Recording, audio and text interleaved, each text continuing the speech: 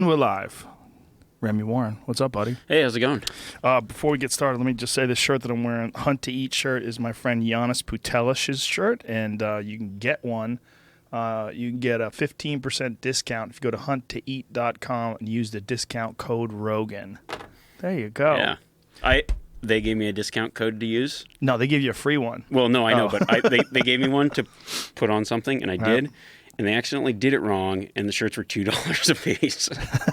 So jump on now, and you might get a screaming they did it deal. wrong? Yeah. What was the discount? They fucked up? They said it like 20% off is like $20 off. A $22 shirt. Ooh, oops. That had to hurt. Yeah. That had to hurt. I was like, oh, shit. So we were just talking about, before we got the podcast started, that you do yoga when you're not on the road, when you're not guiding? That's my workout of choice. Yeah? I feel like if I'm gonna work out, yeah, it's good. It's a good stretch. Keeps me limber. Plus, you're surrounded by hot chicks that are sweating. It's like not a bad deal. See, I'm going to the wrong class. No. My class is housewives are just trying to barely keep it together. Oh no, not where I go. Yeah, it's probably better where I go. Except there's always that one dude with the lower back tattoo, and he happens to always like put his mat right in front of me, and I'm just thinking, damn it. Isn't it weird? Like for a guy, a lower back tattoo is a real no-no. Yeah, I wonder, but maybe he got it before it was a no-no. Is that possible? When did that happen? Like 5 minutes? Right when it came. He was like in line, and then he got it, and then he walked out, and they were like, yeah. Damn it. Yeah, there's certain spots. It's weird, right? There's like certain spots where like you can tattoo your arms, but if you get up into your neck, people go, Yeah, rough childhood. Yeah. That guy. As soon as you get to your face, everybody goes, oh, Jesus, what the fuck are you doing? Yeah, there's certain zones that are okay. And then, like hands, you start doing your hands, you're very hardcore.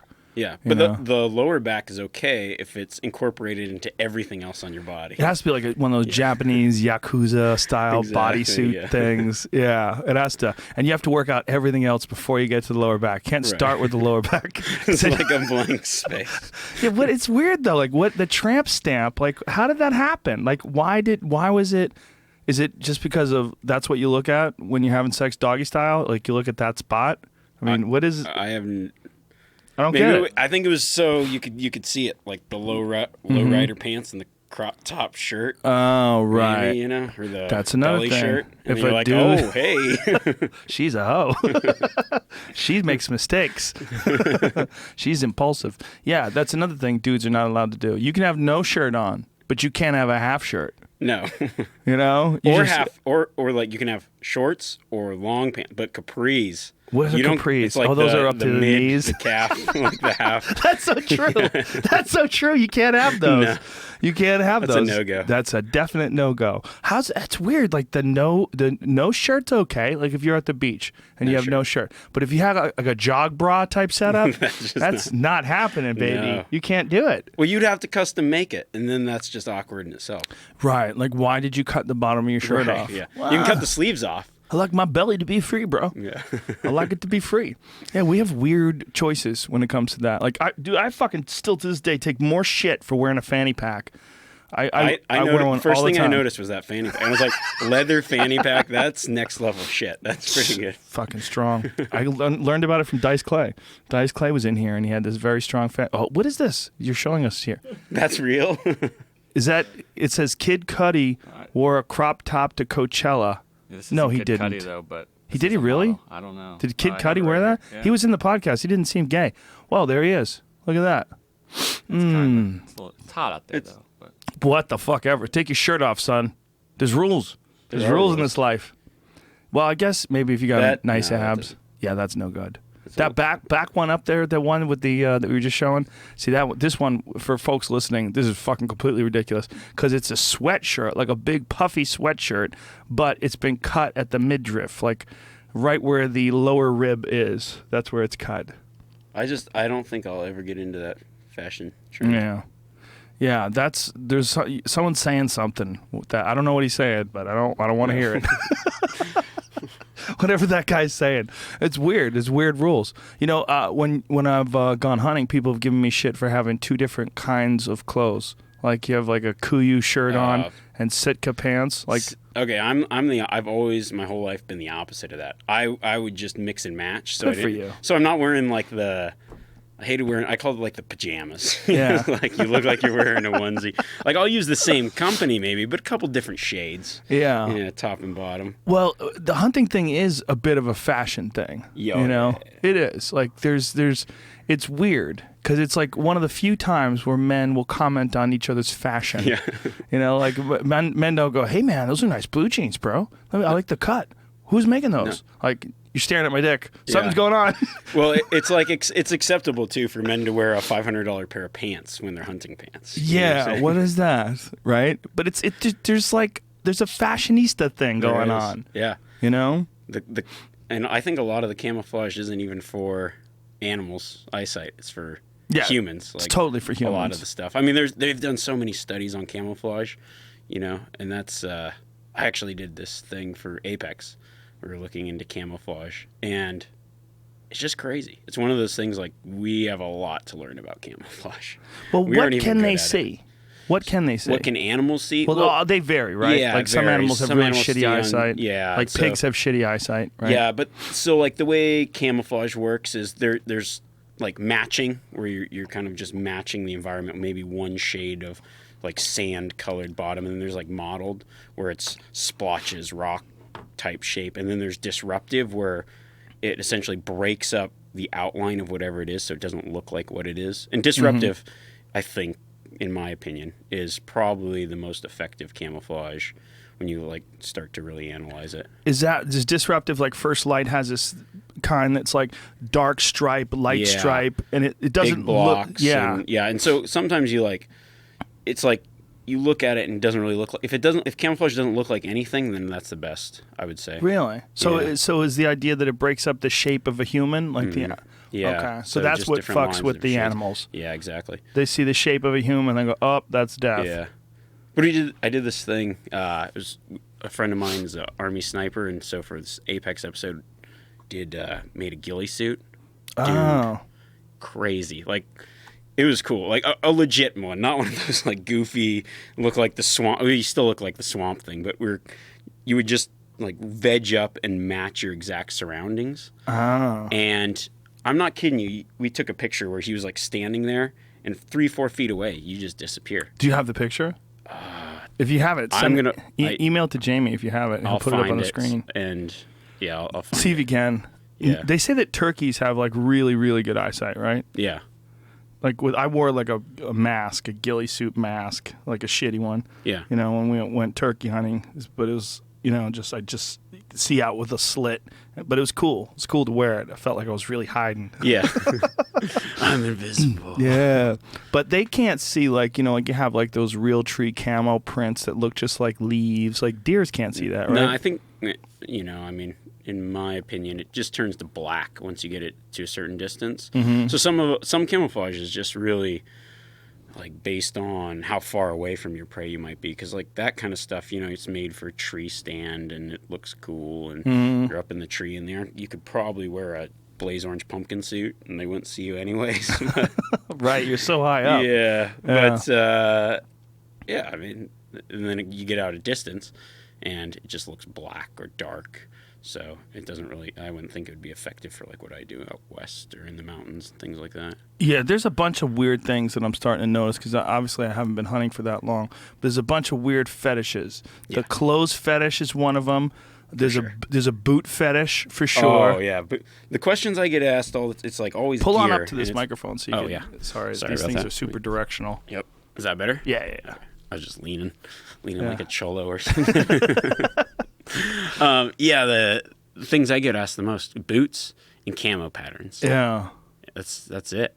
Well, people get into it. You know, they think about it before they're doing it, and so it becomes something like they want to look the part. It's like guys want to wear Nike sneakers and the right shorts when they go play pickup basketball. It's kind of the same thing. I always get rifle hunters like come out on elk hunts and they're like, "Will this camouflage match where we're hunting?" And my answer is, you have a rifle. Like if they see the shirt underneath your jacket, you're already screwed. So we don't necessarily need to worry about it. But I mean, that being said, I do wear camouflage. So. Meaning, for people who don't understand what we're saying, when you rifle hunt, you're really far away. Whereas if you're bow hunting an elk, you would be you'd like to be within 50 yards. Yeah, exactly. Right? What's like the longest shot you've ever taken on an elk with an archery? Oh, probably wouldn't be an elk. It'd be a deer, about 80 yards.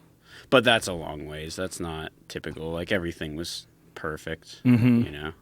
Yeah, that's a tricky thing, right, with archery, learning when you can pull something like that off. Yeah, exactly. Because the thing is, you know, I think a lot of people, too, like a lot of hunters, they've got like this debate on what's ethical for distance and other things.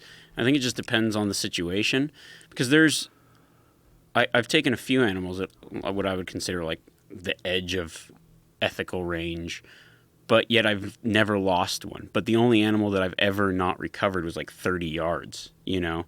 So anything can go wrong at any distance. It's just, I think it's one of those things. Because I think when you take a further shot, you know, you're banking on, you're paying maybe more attention to all the exact things and not just getting like, oh, it's close, it's going to happen. Is that one of the biggest issues that you have because I know you take out like really new hunters sometimes. Yeah. Like one of the bigger issues must be having them make a correct shot. Yeah, that's the hard part, because I think if you're a new hunter, you may not expect the reactions that you're going to have in the moment. You can shoot at the range all you want, you can do all this other stuff, but you can't factor in that emotion of when you're about to take an animal's life, and that's something you can't practice, you know? Yeah. It's just that, and so that part of like, if I'm with someone, I try to keep them calm, and just because if somebody that's with you is just like, oh my God, hurry up, shoot, then you're gonna be panicked and you're gonna just not make a good shot. Whereas if the person's like, okay, you know, take your time, like just real calm and mellow. Do you know of anybody that's ever used beta blockers? Beta blockers. Yeah, beta blockers are something that performers use. I've never experimented with them, but I recently got a prescription because I just want to see what the deal is. I'm trying to figure out when would be a good time to try it. I would think like archery elk would be like the perfect time to try it because your heart rate is just jacked, your adrenaline is flying, your nerves are crackling. Like I think archery elk hunting, probably the most nervous I've ever been next to like martial arts competition, like right up there, at the edge of like martial arts competition is like it gets this point where people go into shock. Like it's just you see it even in the UFC sometimes. You see like guys just can't perform right. They just can't. They're overwhelmed by the moment, the nerves, the adrenaline dump, the whole thing. They just rah! And guys who are just heroes in the gym, they get on those bright lights, they can't do it. And I think archery elk hunting is probably the closest you can get to martial arts competition that I've experienced. And I was wondering, like, man, I bet if you took a beta blocker, that would probably alleviate a lot of that. It could. Does it last for a long period of time, though? Because you never know when it's like... Yeah. When you take it in the morning, and you're just kind of like... Well, it doesn't mellow you out. Oh, okay. Apparently what it does is it blocks the I should have, like, Mark Gordon explain it to me. Dr. Gordon, who's a buddy of mine, has been on this podcast a bunch of times, who told me about it. But, like, I watched this television show, and it was on nerves and on reactions to stress and pressure. And they had these concert performers, like classical music performers. Yeah. And they talked about how difficult it is to perform in front of live audiences. And then they discovered beta blockers. And then the guy was saying, like, it just changed my life. He said, now I take a beta blocker and I can perform easily the way I perform in the studio when we're practicing in front of thousands of people. It's no problem at all. Yeah, I've noticed that excitement level just clouds your thinking, too. And that's what, in hunting, you don't anticipate, because all of a sudden you're now doing things with clouded judgment. And I guarantee, like, animals can feel that tension. I don't know what it is or what they're feeling, but if you are just out there observing an animal or don't really care or don't get that excited, it's almost like some people will go, oh, how did, like, right before I was going to shoot, it ran off. And, it's because of that, just like as that excitement level grows and you freak out, I feel like they sense that energy. They've got a different way of feeling their environment. I mean, fish especially do that. They can feel, like when I was spearfishing and you dive down, you would consciously try to lower your heart rate and the fish would swim towards you. Really? But as you're freaked out, the fish will not come near you or they'll even swim away. So you go down there and you just have to like essentially zen out. And then the fish swim up to you. And then you jack them. Yep. And you're like, sushi. I wonder. I mean, we just assume that animals have all the same sets of skills or the same sets of senses that we do. But fish have a bunch of weird things, like that lateral line across their body, which detects movement. And they can get other things from that, right? What else? It's essentially detecting vibrations in the water. So it's anything from heart rates to fish swimming, other animals moving in the water. They can detect heart rates with that lateral line? Wow. The line, what that means for people who don't understand what I'm saying is there's if you go from a fish's gills and draw a straight line back to their tail, there's actually a line there. And that line is just all like nerve endings, right? Yeah, sensitive nerve endings that pick up things that we can't detect in the water. And also the sense of smell. Like, can you imagine what a fucking elk's sense of smell must be like? Oh, yeah. They probably can smell things that we don't even think smell, like fear. Like, they probably can smell that. You probably start sweating a little bit more. Oh, fuck yeah. Yeah. Because a lot of predators, when they go into that final stalk mode, their heart rates slow down. Really? Yeah. Oh, that makes sense. Because, like, when you see a cat, when a cat's about to bust a move, they start moving real slow. Yeah. And then they fucking... done. The mad dash. Yeah, it's like they're lulling their prey into a false sense of contentment and security. They're cool to watch. We did an Apex episode, and we were like... Well, let's explain what that means. You have a show called Apex Predator. It's a fucking great show. Yeah, thank you. And it's on Sportsman's Channel. Outdoor channel. Well, they're the same. They're owned by the same people, which is a fucking pain in the ass now because that is removed from Viacom. Have they worked that shit out yet? I don't know. Yeah, sure. there was a website that you could go to. What was it? Keep My Outdoor TV or something like that, Jamie? I think that's it was for the Verizon. Mm-hmm. Yeah, Verizon. I guess what is it? Fiber optic, FiOS. FiOS or whatever. They pulled all of the hunting channels, and then that's what it is. So what is the Keep My Outdoor TV.com? You can go there, and it'll show you. Look, it's telling you to drop Verizon and switch providers today. I can't. Is that so? How do you even? Is that like a satellite thing or what's it? Verizon is a fiber optic line, and it's I believe it's done like the internet. You get it's Verizon FiOS because they have Verizon fiber optic internet service. And for whatever reason, I don't know what it was, whether it's some sort of a deal that they couldn't make or whether they're actually trying to force out. That's what people are worried about, that they're forcing out hunting and fishing shows, and they're just removing them because they don't like it, or they think it's distasteful, or maybe someone at the very top is a animal rights person. I don't know. I really don't know. Yeah, I'm not sure either. But that would suck if you really enjoyed watching those shows, which I do, and you all of a sudden Verizon says, "Oh, well, this isn't on, but hey, you can watch some fucking fake reality show on, people that fake live in the woods on the Discovery Channel," because that's what they're recommending. Like when people are when people are going to that, they're actually recommending these rigged shows, which some of them are fun, like Life Below Zero. Those are real events. Like you watch that show, they don't have to fake anything because those fucking people are really living 200 miles above the Arctic Circle. I think so. So instead, if they're like, you really liked Meat Eater, but instead you can watch Alaska Yukon Bear Country Gold Survival Pawn Shop. You just said that, but that's going to be a show now. It is. I was like, someone's listening going, give me a pen! Quick, write that down! Jeb has to go into the Yukon and find some gold while he shoots a moose for survival to sell in his dad's pawn shop. And at the end of the show, it's a cooking contest. They have a barbecue off. And Kanye West is making a guest appearance. Dude, I watched one of those barbecue shows. I was hooked instantly. I was like, how the fuck am I going to get hooked by a barbecue show? Just a bunch of guys barbecuing. I'm like, this is going to be boring. They're not going to get me. Meanwhile, they got me. I was there for the whole episode. The next one, there was one of those back-to-back deals where they showed like 2 or 3 episodes in a row. I watched 3 of those fucking things. 3 fucking shows where guys are trying to make the perfect brisket. But there's no secrets given out, I'm sure. Oh. You're like, you're no better of a barbecuer now. No. Well, you know the best way to do it is pellet grills. That's one thing I realized. Really? Yeah, a lot of those big-time barbecue competitions, they use pellet grills now. Because pellet grills, if you don't know what I'm talking about, pellet grills use real hardwood, but say if you buy a table like this, they have to saw it. When they saw it, they take the sawdust.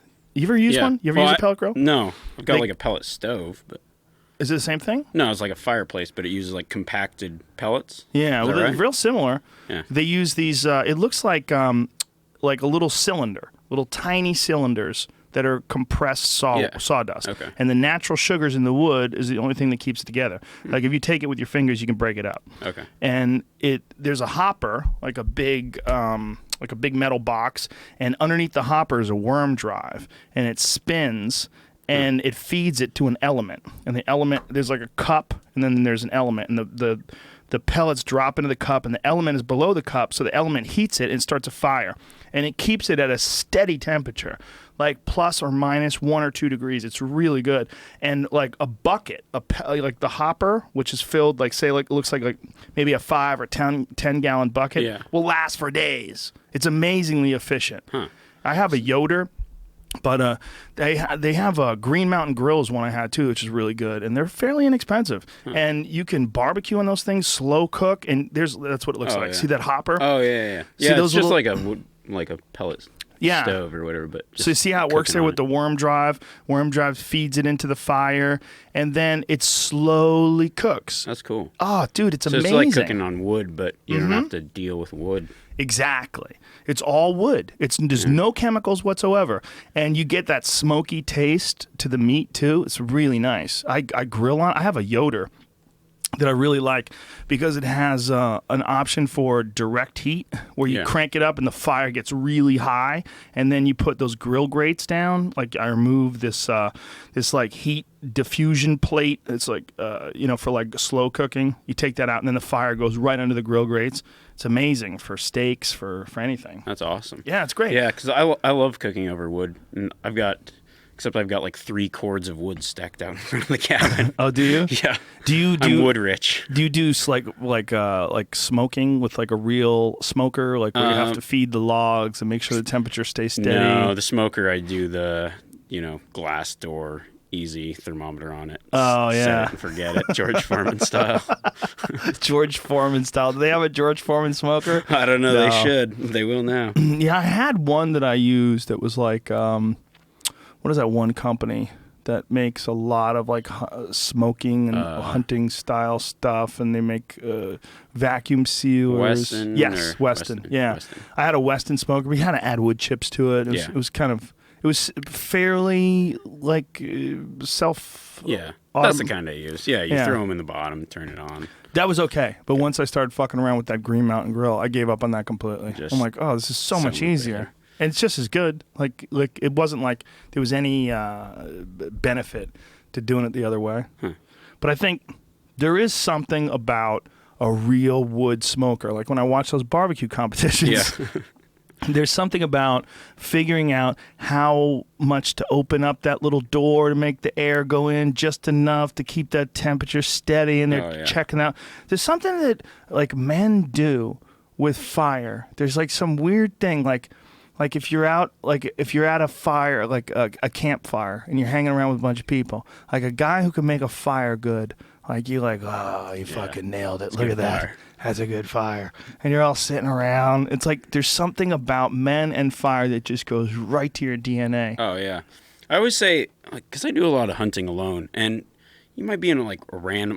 I was in Africa one time just by myself, and it was... You hear these noises you've never heard before, and as soon as you get that fire going, it's just a comforting feeling. I think it's just like it's a primal thing that if you have a fire, you're going to survive through the night, whether it's cold or whatever. That fire is just our safety system. Most likely. And you see it, and you're like, oh, I feel more comfortable now. Yeah, it's good. Ranella, when he was here a couple weeks ago, and as he was here, he got a text from his friend that they had just taken this kid out, like I think he's 18 years old, on his first hunt ever. While he's in a tent, he gets attacked by a 500-pound predatory black bear. He wakes up to this bear biting his head. He's screaming. His friend rushes in, shoots the bear, but it goes through the bear and shatters his elbow. So he gets shot in the fucking elbow. The bear runs out of that tent into another tent where this other guy shoots it 3 times with a shotgun and then kills it. Wow. Where was this at? Alaska. First ever. A black bear. Yeah. First ever hunt this kid's on, and he wakes up to his head getting eaten by a 500-pound black bear. That's a bad day. That's a big fucking black bear, too. Yeah. You go to, you're like, oh, man, I hope I don't get bit by a spider tonight. In your tent. Going, wow, it's a bear. This camping stuff's pretty cool. We're out here in nature. Yeah. Getting one. So biting your fucking head. Owie. That's got to suck. I guess his head was like near the door. I mean, that's the only thing I could think of. His head was like near the door, and he left the get a little air in here. Zip. Yeah, left the vestibule open or whatever. You know what's dope? I never used one, but I think I would love it. Is you ever seen those campers that they have on top of your roof, like a tent that open? Do you have one of those? No, I've got my truck set up with the camper shell, and then I've got a shelf in there, and I've got it all set up for travel and. Do you use a Toyota Land Cruiser? Is that what you use? No, in New Zealand I use a Toyota, but here I've got a Ford F-150. And have you completely set it up just for hunting? And can you sleep in it? Yeah, I can sleep in the back. So when I'm on the road, I've got the side open up. It's like a camper shell on it, and then the side lifts up, and I got a shelf in there. Oops. Getting aggressive. Bears. Got a shelf in there so I can kind of sleep underneath and keep stuff up top. Oh. And then I've got roof rack and the whole deal. Yeah, because when I first found out about you, it was from that show Solo Hunter. Yeah. And you went on these cool adventures. I was like, wow, that must be fucking fun to do. So much fun. Because you're doing these crazy hunts where you're backpacking out deep into the woods by yourself, and there's this real element of danger to doing that, because if you fall, snap an ankle or something like that, like, man, there's no one to call. You gotta get out of there on your own. No one's gonna find you. Right. Like, I remember that there was one episode where you slept inside this ancient Indian structure, this ancient Native American structure that you found in Nevada. Yeah. And I was like, that has got to be one of the fucking coolest things you could ever do. Oh, yeah. It was pretty cool. I find all kinds of cool places. There's a place in New Zealand that I like to go now that I found. It's just a rock you can crawl under and sleep. And then you don't have to bring a tent. You just got your sleeping bag. That's your spot? You go to That's my that spot? Yeah. I like to go light, so I try to minimize the amount of things that I have to bring because for filming it, I'm carrying so much shit. Yeah. 2 cameras and tripods and batteries, and by the time I add the essential stuff, I'm like way overweight. Now, when you do this in this show, this is a different show. It's called Solo Hunter. When you do that, you film everything. You film the setup. You film the actual shot. You film yourself drawing back. You film all this different stuff. Yeah. Who puts it all together? Do you send it to Tim and Tim Burnett? Puts it together. Yeah. Do you call him up and you're like, dude, your editing sucks. You missed my favorite close-up. Yeah, actually, I do. Picture me looking whimsical out at the mountain, glass in the distance. I spent an hour getting that shot when I walked 4 ridges over. It was 4 miles away. I used my entire battery. You didn't use it. Do you give him notes? Like what? I try to, yeah. We just kind of fly by the seat of our pants on that one sometimes. I mean, it's, I just kind of give him the footage. He sits down and watches everything, which some of it is just ridiculous. I think if he put together a montage of just the ridiculous shit that I've said, done, filmed, and he's like, why did you do that? This is one of my all-time favorite shows. Oh, and one of the reasons why is when you're solo out there, you there's a sense that you get, like, that I feel like I'm with you. Yeah. You know what I mean? Like, if you go hunting, like if I'm on Meat Eater or something like that, Maybe it's because I know, but it's like you're really aware that Steve has a crew. Yeah. There's a production crew, there's PAs, there's guys that are carrying stuff, there's interns, there's, like when we would go hunt, there would be like 2 guys with cameras that would be following us around. Yeah, that's the thing. Like when I'm by myself, I run. The other thing I do is I try to do everything like what I call like live stream. So it's more important for me to get the footage of what's going on than actually have things work out, I guess, like be successful. And so, I mean, I've got 2 cameras and I try to set things up and it's really tough, but it's so much, it's like you're right there because there's no filter. You see everything that's going on. Like you might see a camera in a shot and you might see this other stuff, but it's all like, that's what it's like to be out there by yourself, I guess. Yeah. Well, there's this weird feeling of connection to nature that you get on your show that I don't think you get that in that depth on other shows because I know you're by yourself. Like I feel like this sort of element of solitude and kind of danger when you're talking to the camera, you're just talking to yourself. Yeah. There's nobody there. No one there. It's trying to figure out people. how to sneak up on some big bedded mule deer, and you're trying to put it all together, and at the same time you're filming it, which has got to make it like twice as hard, right? Oh yeah, now it's like. I think it's kind of one of those things you hear hunters that are maybe rifle hunting and they get into bow hunting because of the challenge or whatever. And then once I started filming things, I thought, this is the challenge. Like it's so unbelievably hard. But for me, it's exciting and fun. It's a new element to add to the hunt. Now, it's almost hard not to, like if I go out by myself, even if I know I'm not going to use it for solo hunters or whatever, I still film it myself. I don't know why. So you always film? Yeah, now? I do. Yeah. Wow. You're like a porn star who takes the work home with them. I mean, there was one hunt that I did recently. I'm trying to get away from it, just hunt more like I used to. But I don't know. There's that element of you feel like you almost cheated it, like because you didn't capture it. Or it became not too easy, but it's like you would go back and think I could have filmed that. You know what I saw recently? Fuse has a stabilizer that you put on your bow that is a camera. Yeah. Have you ever used one of those? No. Some of the places I hunt, it's illegal to have electronic devices attached to the bow.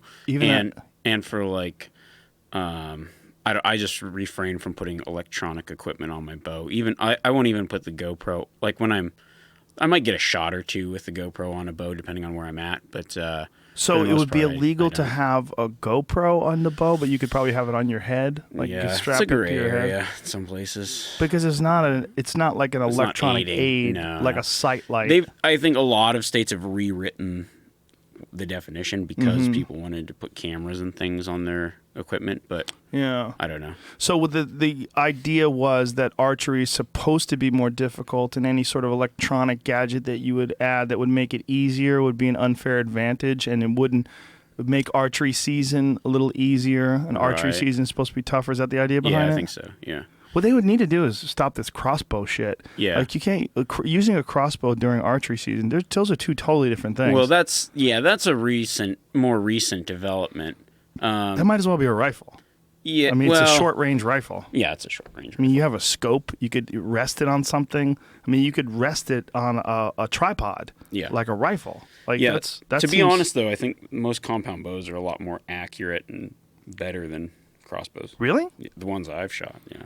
That's interesting. Well, maybe it's because you're a really good shot too. No, I mean I've taken guys out that I've never hunted with a crossbow, but not that I have anything against them, but I feel like they just weren't as effective as a regular bow. Do you not watch The Walking Dead? Oh, well, in that case, when you're hunting zombies and elk are completely different. For sure, crossbow. You know what drives me nuts about watching that on that show? I'm like, how is he not getting pass-throughs? He's shooting these mushy zombie heads, and he could pull the arrow out every time. Like, that shit should be blowing right through that mushy zombie head. My question is, how does he load have you ever tried pulling a crossbow back? Pain in the ass. Yeah, they're like 300-pound pole, and your fingers would get caught. So you need a special device to draw the crossbow. I bet that device I think that would slow you down in killing zombies. I think you're right. It would be very well. He never reloads on the fucking show. It's just always loaded. It's an automatic crossbow, in which case, superior weapon of choice. I've seen one of them that I saw recently had it it had like these handles built into it where you pull the handles out. They're on like drawstrings, and then you hook the handles to the cord, the string and then you pull it back with that, and then latch it in place. But I was like, why would I do this? This is not as good as a bow. No, I was like, not only that, I could put another arrow on a bow. Like when I shot my elk, I hit it once, and then it didn't know what happened. It blew right through it. It didn't even know we were there. It was like, what the fuck is going on? And within 5 seconds, I had another arrow on it. Yeah. If it was a crossbow, I would have been like, hold up, I gotta get your crank out. Yeah, those are cool, like those old ones that they used to have, where you see like when they first invented them, and there was like a stick that was like a lever that was holding it back, and it worked on this sort of a locking mechanism, and thunk, and they would shoot these bolts, like in Game of Thrones style, like those type of crossbows. But even them, that's slower. It's way slower than a regular. I don't see them as if you've ever tried to carry, it's not made for walking around. It's the most awkward thing to carry on the planet. Think of a gun that's got like a bow going the opposite direction. Yeah. It makes a giant. It's ridiculous. T. Yeah, it's a big T. There's no effective way to carry it. I think it's just I don't know what the deal is with them. How long before someone makes a crossbow that is in homage to Jesus, where it's a big cross, an actual crossbow and a bow? Yeah, so you could after you kill an animal, you could put it in the ground and go through the motions. And there was one they've got crossbows can get the most interesting names too, because there was one crossbow, it was called the Penetrator. And then Settle down, buddy. Me and my brother, a friend of ours is a photographer, and he needed some models, so me and my brother went out, and so my brother was like the face of the zombie. We were like, oh man, hopefully it's the Penetrator bow. He needed models for his crossbow because no one wanted to be the face of the Penetrator. The Penetrator. What a fucking stupid name. Yeah, they have to have new. Well, every time bows come out every year, like Hoyt just came out with their new 2016 line of bows, and they have to come out with new names, Yeah. But after a while, you run out of fucking verbs. You run out of adjectives. You run out of letters to combine together. Like, what's a nitrum? Yeah, I don't know what a nitrum is. Hoyt nitrum. What is that?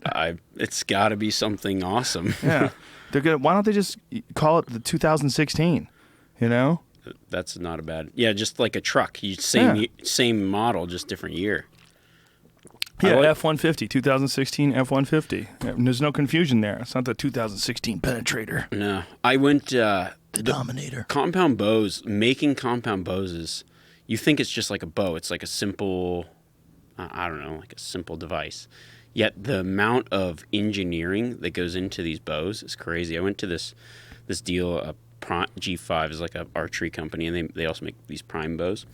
And I was talking. One of the engineers was kind of going over like what it takes to build a bow, and apparently, you really can't build two bows that are identical, that shoot identical. Really? Yeah, because the tolerances would have to be so minute. And so kind of everybody's goal, I think, is to just build two bows that are exact. But because things are constantly moving, the limbs are flexing and the risers are moving, and everything is just there's such a science behind a simple tool like a bow. But when you start putting wheels and cams and all kinds of things on it, just the amount of engineering that goes into it's insane. Yeah, well, the people say that it'll change based on what kind of strings you use. Like if you switch to winner's choice strings, it's like a real high tolerance string, and some people prefer the strings that it comes with, and guys will switch back and forth and adjust their draw length by 1/4 of an inch at a time and monkey around. You can geek out on that stuff if you really want to. I always just kind of get it how I like and leave it alone. Yeah. Do you get a new bow every year? I do, yeah. That's the problem. That's the worst. Well, it's so different than rifles. It is. Because a rifle... By the time you get used to it, it's something new. Oof. Well, yeah, if you have a 10-year-old rifle, that thing's perfect. Yeah. You can name it. Yeah. It's Betsy. It's old Betsy. Hannah's my rifle, the nitrum's out. The new one's in, Like, fuck. Because new bows come out every year, and they'll just have like just a little bit more power, just a little bit more speed, just a little bit more this, a little bit more. It's I can't imagine needing it in some ways, because like think about like a guy like Cam Hanes who kills like everything. with a bow. I mean, this year he killed, I think, 3 elk, a moose, 2 deer, two grizzly bears, 2 black bears, all with a bow. Wow. All with the same bow. I mean, that bow obviously works. Yeah. Like, you don't need a new bow, dude. No. but the new ones come out, bam, you got to get a new one. You know, he's sponsored by Hoyt, so they send him the new one right away, and he's got to get it tuned in and got to put the new sight on. Oh, this new one is the thing. This new one's what's wrong with the old one? You killed everything with that old one. But it's these extra few feet per second that you can get with the new one. Yeah. The extra forgiveness of the accuracy of the bow. Like, it's people who have never shot like a compound bow have no idea like how fun it is. Like, just shooting targets is so like, it's relaxing. It's a fun thing to do because you can't be thinking about anything else. Yes, exactly. I've noticed, like, if I'm out there and I'm thinking about a lot of things, when you think about things, your eyes, they always say when somebody's lying, their eyes move up and to the right or whatever. But when you're thinking, it's the same thing. If you're thinking about your day's work and whatever, your eyes shift, and then you aren't looking through the sight right, and you miss. Yeah. All the things when you're shooting a bow, it really is like a form of meditation in a lot of ways. Where, like, for people that are listening to this, if you have no desire ever to hunt, you might be a vegetarian and no desire to eat meat, just try archery for fun. You know, it is a really fun, rewarding discipline because it does something. It's like a form of meditation. When you are locked onto that sight or locked onto that target, rather, and everything has to be perfectly aligned, and then you release that arrow, and then it soars and thunk right into the bullseye. Oh, it's the most rewarding feeling. It is. It's weird. It's boga. Yeah. It's like, you gotta be focused, and it's practice, and it's a cool sport. I think there's something in our DNA with archery too. I really think there's something because for thousands of years, that was the best weapon that people had for hunting. And I think those people survived, and they survived by hunting with a bow. Yeah. So I think every human being that's alive has the echo of that DNA in their system, the echo of the memories of the people that survived by arrowing a deer, and then the whole family got to eat. You know, whereas if you didn't fucking eat. I mean, when bows were the only things that you had, the feeling that they must have had when they were trying to survive thousands of years before anybody even bothered writing things down, and they released that arrow and it right into the heart of an animal, and you knew you were eating now. You're probably fucking starving when you shot it, you know? I mean, I think that's in our system. I think even if you don't want to hunt and you have no desire to kill an animal, it's way better than shooting like if you shoot a 3-pointer, I mean, it's kind of cool, but it's nothing like an arrow going into a target. Yeah. Like, it's accentuated like multi-times or multifold for whatever reason. When I first started shooting a bow, I was just a kid, and I didn't know anybody that had bows, but I'd watch this guy. His name was Byron Ferguson, and his whole thing was just be the arrow. Instinctive shooting. It was just a long bow. But I mean, it was the best. It was the only advice that I had to shoot a bow was be the arrow. Like, what's that mean as a child? Be the arrow. But I would go out in the backyard, and he was a trick shooter. He'd throw a ring up and shoot through the ring and shoot like aspirin off his wife's head. I don't know. Okay. What? Not off her head, but he'd like throw up aspirin and shoot. She would shoot an aspirin? Yeah. He would actually hit an aspirin in the air with an arrow. Yeah. That's incredible. I think the guy has to be one of the best shots in the world. Wow. And it was with a recurve or a longbow? Wow. Yeah. But his philosophy is just be the arrow. Just shoot how it feels. Don't. It kind of makes sense if you get to a certain point. I guess probably a tennis player must get to that point too, where you have the same racket for so long, and you know the weight of a ball, and you kind of know where the ball's going because you hit it so many times. You've done that motion so many times that, like, if you watch like Roger Federer or some of the great tennis players, they must have like a feel for where that ball's going that far surpasses what a guy like me who never plays tennis could ever be able to understand. Yeah, because I think there's a certain point where your brain doesn't work fast enough for the situation. So that's where our instincts kick in. Yeah. Whenever we get to a situation that our brain can't compute, you can't compute the speed that aspirin's going in the air and the speed of your arrow and the pull of your bow. You just have to feel what's is right and let it that data has to already be inside you, right? Well, that's the thing about instinctive shooting with a bow that doesn't have a sight, like a longbow or a recurve. They just kind of know where the arrow's going. They're not range finding. Right. They use that's got to be weird too, because you got to use the same weight arrows over and over and over again. And if you're really using traditional equipment, you're using wooden arrows. Yeah. So if you're using inconsistent. Very inconsistent. You know, they could vary by several grams each arrow, and that's a big difference in how far it's going to fly, how it's going to fly. Can't really reuse arrows too much, or the blades get dull, the feathers get fucked up. Messed up. Yeah. It's you seen that guy on YouTube that does all that crazy archery trick shot stuff, and he carries the arrows in his fingers? No. You never seen him? Uh-uh. The dude can shoot like 3 times in the air before he hits the ground. Like he'll jump off something and go thoop, thoop, thoop, and he can shoot. Like he holds the arrows in his fingers. And some people have tried to discredit him. I've watched the discrediting him, and I think they're fucking bitter. I think they're jealous. He's just good. What he's doing is fucking amazing. I mean, unless he's using CGI and faking all of it, what he's doing is amazing. And I think these bitter bitches need to just get their own attention some other way. But what he's done is he's found a way to mimic what he believes is the ancient way of holding arrows. He believes they held them in their fingers, and then they would just be able to reload like really quickly. They developed like very good finger dexterity, whereas we always think of it as like a quiver, and you reach back, pulling out of the quiver. And he's like, that takes too much time. And he thinks that this is the guy. Like, check this shit out. Like, watch this.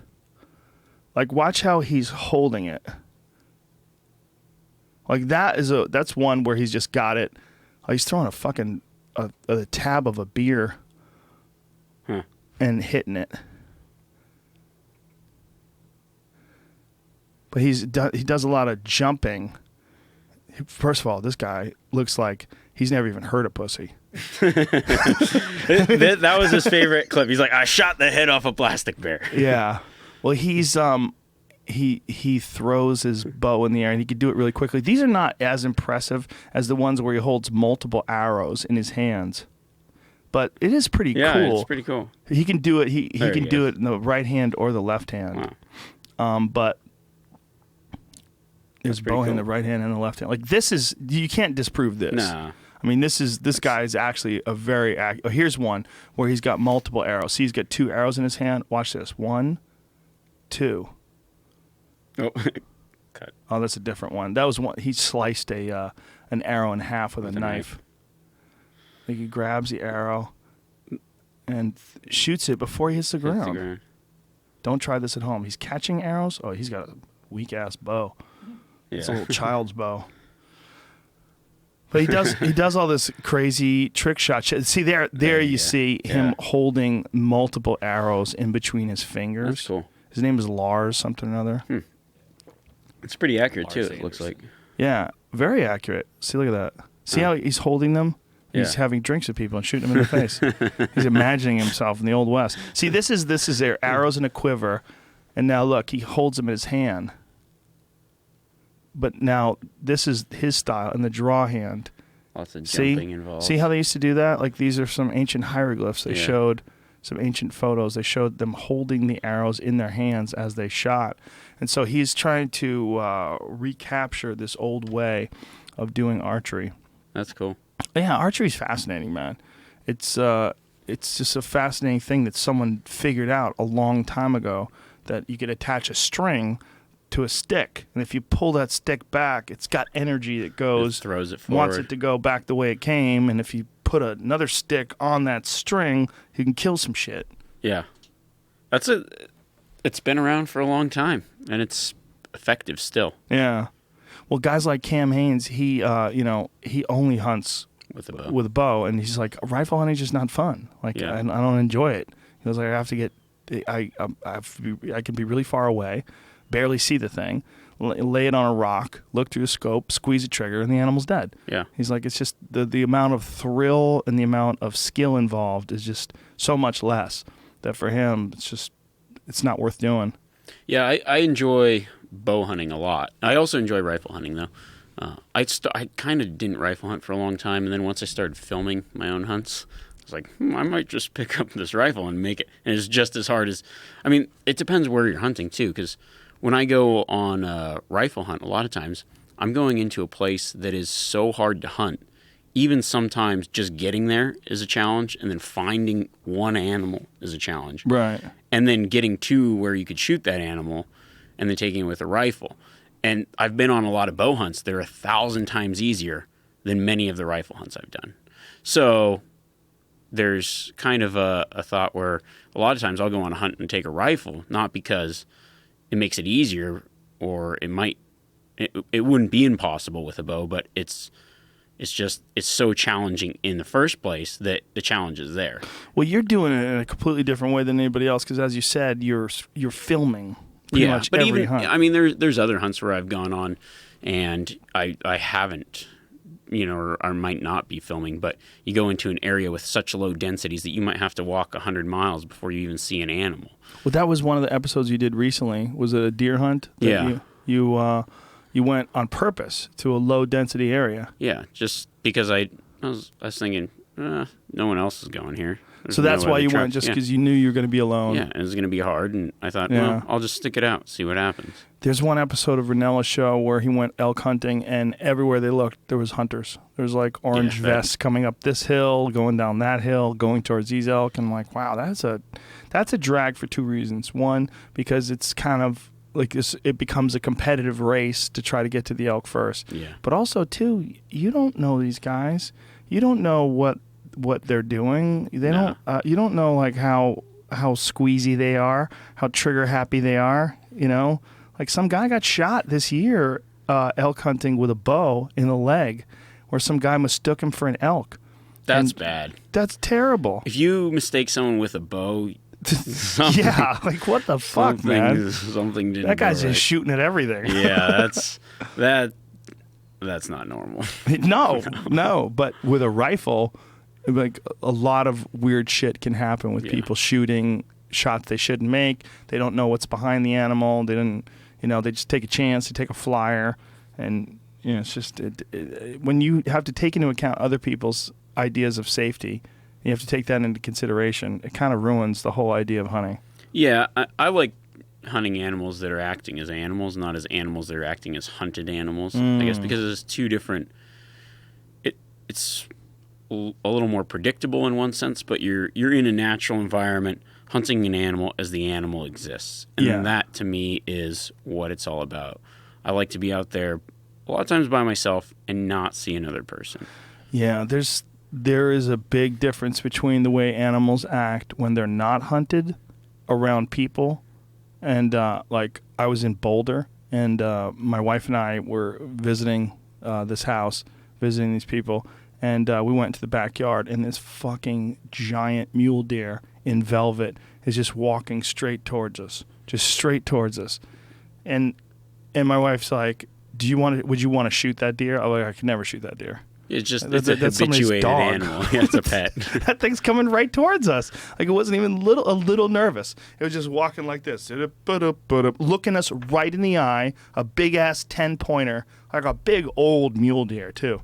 He was like, he's been in this town forever. This is my town, bitch. People aren't predators to him at all. It's actually probably a food source. He sees people and they throw apples out. Probably, yeah. We at one point in time we pulled over the side of the road. Just my girls had never seen. They've seen deers in our yard before, but they'd never seen like a big buck just standing on the side of the road. And we pulled over to the side of the road, and we got out of the car, and I said, well, I just want you to stay close to him because I don't think he'll do anything, but just in case, we'll stay on this side of the road and he'll be on the other side. We're just separated by the road. And he's just looking at us. He just goes back to eating. Doing his thing. Just looking at us. And they're like, that's so cool. And he was like, what the fuck? And then he bolted. And he's like, I don't know what that noise is. It sounds like a war cry. Let me get out of here. There's a 5-year-old wants to kill me. But it's so strange when you see them when they're around people because they become like squirrels. They just sort of hang out. Yeah. Yeah, I don't know. For me, part of hunting is just being in that place that's remote and wild and adventurous and a way to get away and be there by yourself and be in nature. And So, I mean, obviously there's places that you hunt that are closer, but also I think my thing is just kind of going to places that aren't private ranches, that aren't whatever, just real wild places, and going in there and working hard and trying to hunt animals that may not have seen people. Yeah, when you see something that hasn't seen a person, or when there's just no people around, there's this weird moment when you lock eyes on them and you're seeing them, and you don't have to exist. They would be doing exactly that same thing whether or not you were ever born, and you enter into their world, and it's a very weird, I want to say like a transcendent experience. Because you're in the wild, you're in the real wild, and you get the sense of that these animals, they live there, and they live there looking out for wolves or bears or whatever the fuck they're worried about. It's not people they're worried about. Yeah, I think it's cool too because you see a different landscape than everybody else sees. Because like when you're hunting, you're never on a trail. You're going cross country through places that someone else would never have a reason to be there. You know, so there's been a lot of places that I've been and sat down and thought, I wonder if anybody else has ever even been right here. I mean, maybe they've been in this area, but has anyone ever been right here? And why would they be here if they weren't hunting? But I was actually thinking about this the other day. I was in a spot one time. I backpacked in, just had camping out, extremely remote place to start off. Hiked in a long ways, no humans around. It was that thought, like, there's probably nobody has been here. And I set up camp for the night, and I had a bag of potato chips. And I'm like, okay, I'm going to eat these chips. Open up the chips, and it's starting to get dark. Eat a chip, and I dropped one on the ground, and I'm setting up my tent, and a mouse runs out and grabs the potato chip and starts eating it. How does that mouse know that it can eat potato chips? That has perplexed me till this day. Like, is that mouse born knowing that it can eat peanut oil fried potato chips? That's a really good question. It's beyond, like, I can't figure that out. I would think that would be a giant risk for them. I would think so too. Or why would it even think that was food? Because I was eating, it was like, this isn't, I'm like in the middle of nowhere and eating a bag of potato chips going, these are some energy, this isn't bad. But it's not natural looking food. It doesn't taste natural. It probably doesn't smell like anything in the woods. No, and I'm thinking this mouse has definitely never had human contact. Like if you're in a town or something and pigeons eat things. They know it's food. They've seen other animals eat that food. How did this mouse know that it could eat potato chips? That's a very good question. I would like to talk to a mouse expert. I would too. I mean, they do enough studies on them. I'm sure there's one out there. Yeah. I wonder if maybe it's a salt. Maybe they could smell the salt. I don't know. You know, because I know animals gravitate towards those salt blocks. Those don't make any sense. Yeah. That they leave down for deer. Thing that they need to. Yeah. Maybe that's what it is. Maybe he just recognizes the fact that salt's on it. They could probably smell the salt. That's what I was thinking. Because I did recently for a new Apex episode, a foraging thing. Just going out and, just finding foods, much like a bear would. But I'm trying to think, as a human, do we really have that innate ability to distinguish poisonous plants from non-poisonous plants? Not really, right? No, not really. But I don't know. Is it something maybe it's passed down? Or if you were just left on an island alone, would you figure out what you could eat? Boy, you'd have to be fucking real careful with things like mushrooms. Yeah, so that was one of the cool things that I learned is there's actually way more poisonous plants than there are poisonous mushrooms. Really? Yeah, well, there's a lot more plants, I guess. But I mean, for the amount of edible plants that there are, there's a lot more plants that are inedible. So the percentage of plants being poisonous is higher than the percentage of mushrooms being poisonous? This was coming from a guy who's like a mushroom expert, and that's what his pitch was. Oh, okay. So maybe he was like pro mushroom. Yeah, I think he was real pro mushroom. I like foraging. Yeah, but there's actually a lot. I think there's a lot of mushrooms that will kill you dead, and then there's some that'll make you sick, and then there's some that are just you can't really eat, and then there's some you can't eat. There's a few though that are pretty common that'll kill you dead. Yeah, that's very disconcerting. It is, but I think there's a lot of plants that'll kill you dead too. A lot of berries. Oh, yeah, I'm sure. Yeah. I don't know shit about plants that you can eat. If I was left alone in the woods and I had to figure out what to eat, I'd be fucked. There's a lot of basics. Yeah. You learn like 10 basics that are kind of everywhere. Like, what are the basics? You've got like cattails and dandelion, like just common plants that are around a lot of things. My grandmother used to make salad. Yeah, with chicory, dandelions. Violets. Violets, like the rose, like a like flower, rather? violet, yeah. You could eat those? Yeah. Plant and everything. Probably wouldn't do it while there's flowers on it. Why that? So you can identify it easily. Oh, you want to do it while Yeah. there's flowers on it. Oh. Unless you know what the there's Right. a lot of lookalikes. Plantain, which is just kind of like a roadside. I mean, it's all over the place. It's not like plantains, but like it's a plant. It's called plantain, but it's Yeah. not like a banana. Right, Like, correct, yeah. Yeah, I watched that Survivor Man show, Les Stroud, and he would go, and he's a real expert Yeah. in what you can and can't eat, and shockingly how little you could find. Shocking. Yeah, that's kind of the thing that struck me is as a human, like a bear, when plants, they die off in the winter. So then what do you eat? Like I think a lot of people, I've heard people say like, oh, humans, our digestive system is more plant-based, which we're opportunistic omnivores as well as predatory omnivores. But once that plant base runs out, we can't digest the same things deer can. So what are we left to? We have to hunt, essentially. Well, when people say that we primarily exist on plant-based diets, or that we can or should, they don't take into account things like Inuits who don't have any cancer at all, and Right. they don't eat any vegetables. No vegetables. None. No fruits. Nothing. There's lots of seal. Yeah, fats. They eat fats and fishes and whale and anything they can kill. I mean, that throws a big monkey wrench into that whole Does. theory. I don't buy that, because I think too much of that, when people say those things, it's ideologically based. Whether people say, you should only, like people that are like, I don't need vegetables, I eat all meat. I think that's ridiculous when people say that, because I think vegetables, without a doubt, are really good for you. Yeah. I feel better when I eat a lot of vegetables. I think it's really good for you. But when people say that you should only eat vegetables, I go, well, that doesn't make any sense either, because that's not evidence based. That's ideologically based. Yeah, It's like, there's a good balance. yeah. But people that say that, they're almost always like animal rights people. They're almost always vegan, or they're almost always like really into animals, and the idea that we don't have to consume animals.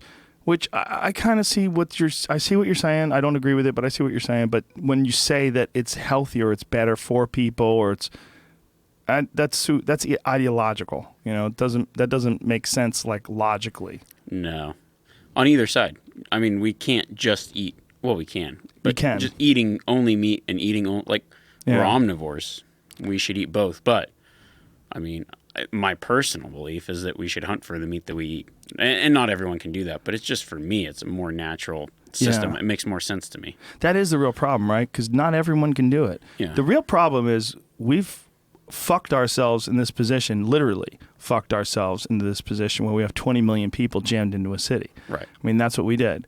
We fucked till we ran out of space, and now we have all these people piled up. We have to keep trucking food into this fuck festival that we call cities. Yeah. And no one's growing anything. I mean, we have these goddamn giant chunks of property that people are, packed into in apartment buildings and houses and fucking roads, and no one's growing a goddamn thing. And there's so many ornamental plants that have no utility, at all. So true. What if we just replaced every plant you couldn't eat with a plant you could eat? Yeah, palm trees.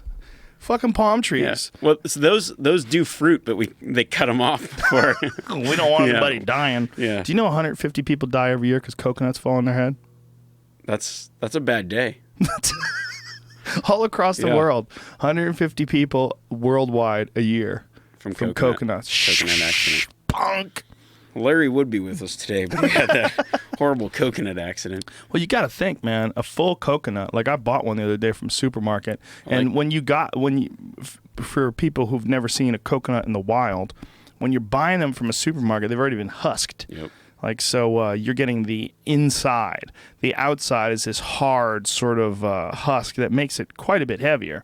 And you got to chop through all that to get to the round brown piece, and you chop through that, and that's how you get the milk and the fruit, the coconut white stuff itself. But if one of those falls from 80, 90 feet up and hits you in the head, you're fucking gone, dude. That's a wrap. That's a wrap. That's a lot of weight coming down real fast. I had a buddy who used to live in Hawaii, and they used to pick fresh mangoes. They'd go pick wild mangoes, just walk down this road and they would find mangoes and grab them and take like a basket full of mangoes home. It's like, wow. Like if you live in Hawaii, you kind of can forage like for fresh fruit and live. Yeah. I recently I recently heard this, and maybe it's incorrect, but I'm pretty sure it's true, that mangoes are somewhat related to poison ivy. So if you're highly allergic to poison ivy or poison oak or sumac, then mangoes you would probably be allergic to as well. Really? Yeah. Wow. Find that out, Jamie. That should be looked yeah, up. That should be Googled. But that's, because I recently got poison oak or poison ivy, and so I was just looking it up. Is that the only time you've ever had it? Yeah. Really? Yeah. That's crazy. And it wasn't that bad, but it was days later. So it must have On your clothes, maybe? Yeah, maybe when I washed everything together, like threw the rain gear in. When we were hunting turkeys in Napa for Meat Eater, and there was poison oak everywhere, and everyone was terrified of it. A bunch of guys on the crew got it. Yeah. But I fucking went way out of the way to not get it. Took my clothes off outside the car, put them. I was like in my underwear outside. I don't give a fuck. Come look. Yeah. I'm throwing my shit in a bag in the back, not touching it with my hands, taking it out from there when I got home. I made sure that anything that might have come in contact with that stuff, because Ranello was saying he got it on his dick. That's a bad day. A lot of bad days happening today. Just coconut phone on your head. There's no worse place, I would think. Yeah, that's the worst place. But you think about it, if you're touching the trees and then you have to go to take a leak and you get it on your dick. Is it true? Oh my goodness! True. It is true. You're a dodged a bullet on that one. Wow, what a weird word. Urushiol. How do you say that? Urushiol is a chemical found in the oil of the mango sap. Urushiol is also found in poison ivy and poison oak. Therefore, people who have a history of reactions to poison ivy and poison oak should be cautious when handling mangoes. Wow, that's interesting. Very interesting. When I did Fear Factor, we found out that if you are allergic to shellfish, you're also allergic to roaches. Same exact enzyme in roaches. And so people that we had on the show, well, I should say one dude, he ate a bunch of roaches and he had shellfish allergy. And it just, his throat closed up to the side of like a soda pop straw. And he was like, they probably didn't test for that at the No, well, they panicked. They had to take this guy to the hospital. They had to give him a shot. I think we had an EMT standing by, always. So I think they gave him a shot of adrenaline or something like that. Epinephrine, you think? Is that what they give him? Yeah. And then they sent him to the hospital and they kicked him off the show. Get out of here, kid. You lose. Keep your mouth shut. It's never happened. And we dodged so many bullets on that show. That show, man. I mean, they did a great job with. Don't get me wrong. Did a great job with stunts. They planned things out well in advance, and they got approval from the network for every step of the way, but they dodged a lot of bullets. Was there anything on there that you thought to yourself, I kind of want to try that? Oh, yeah, a bunch of them. Like, especially the car stunts, like flipping cars off the top of a building, because they would flip them into these gigantic stacks of cardboard boxes. That's how they would do the car stunts. So they would have these folded up cardboard boxes, and they would stack them like the size of a building, like 2 stories up. And they had a crew of guys that would go in there and stack these boxes. So that if they had boxes, like they'd have a cardboard box that was like, in the inside of it was like an X, and they would close the box up and then put another one on top of it, and close that box up, put another one on top of it. And they would have like stacked up 50 boxes high. And then they would flip these cars through the air off the top of like a 10-story building, and boom, it would just land on this giant building of boxes, of cardboard boxes, and then sink to the bottom. But it was totally safe that way, and it was so cool. Huh. That's one I wanted to try. What I've always wondered this, because I remember watching an episode of Fear Factor. What's the deal with those 100-year-old eggs? Wasn't that on It's there? not really 100-year-old. What's the It's truth an of expression. Okay. It's the Chinese call it 100-year-old eggs. And what it means is it's a style of fermenting, where they would take an egg and they would bury it in the ground. And I don't remember the whole process, but it's only really like a few months old. Oh, okay. But they become black. And just like, nasty. Yeah, the white becomes... But nasty to us, but to Chinese people, it's a delicacy. Oh, okay. So it is something that people normally eat. Okay. Well, that was one of the things that we had to do early on. We could only serve people something that someone somewhere ate in the world. Gotcha. So, like, if we serve people eyeballs, like sheep's eyeballs, that's a pretty common thing that people eat, right? Especially in places where they don't have much money. There's protein in that. Don't throw it away. Eat it. So there's a history of people eating sheep's eyeballs. We could serve them sheep's eyeballs. Human Bugs. placenta. Yeah, placenta, believe it or not, right? Ugh. That's a weird one. People cook it. That's disgusting. That's fucking crazy. I've eaten a lot of strange things, but the most recently strange... I tried to eat a live slug. Don't do that. No, why did you do bad. that? My fucking chickens don't even like those things. It immediately builds up this amazing amount of like film in your mouth, makes everything I can numb. taste it. It was the... You almost have... I guess you can get some kind of brain worm from it as well. Oh, dude. At first, I kind of bit it in half to kind of gut it. And I was like... And then immediately I regretted my decision. It was instantaneous, but it took a few seconds. It was all of a sudden, it was like 1 bite, 2 bites, and I was like, "What's happening? This is not good." And at that moment, I realized, no, humans have no clue what you can eat and go away kidding. Why did you have to eat it raw? I did. Well, was it for the show? Obviously. Yeah, I didn't have to. I just found it. Was thinking, why not? I've never eaten a raw slug. And I was thinking about it, and I was in my mind, I was like, I know there's something strange about them. I know it won't kill you. And I was like, yep, this is why people don't do it. Well, you and Ranella ate a coyote on that Mexico show. That was hard to watch. It wasn't that bad. It wasn't good. It wasn't bad. But when you burn the hair off of it, that's what I was like, oh Jesus Christ. Dipping it in that pond water it was a stagnant pool in northern Mexico. You're just asking for the new AIDS. Exactly. You're just asking to create it. Oh God. So we got coyote AIDS from pond water, singed coyote. Ranella's got everything. Yeah, he's got it all, man. He's had everything. He had Giardia and Lyme disease at the same time. That's the worst combination of things you can have. Because he got trichinosis, too. He got trichinosis as well.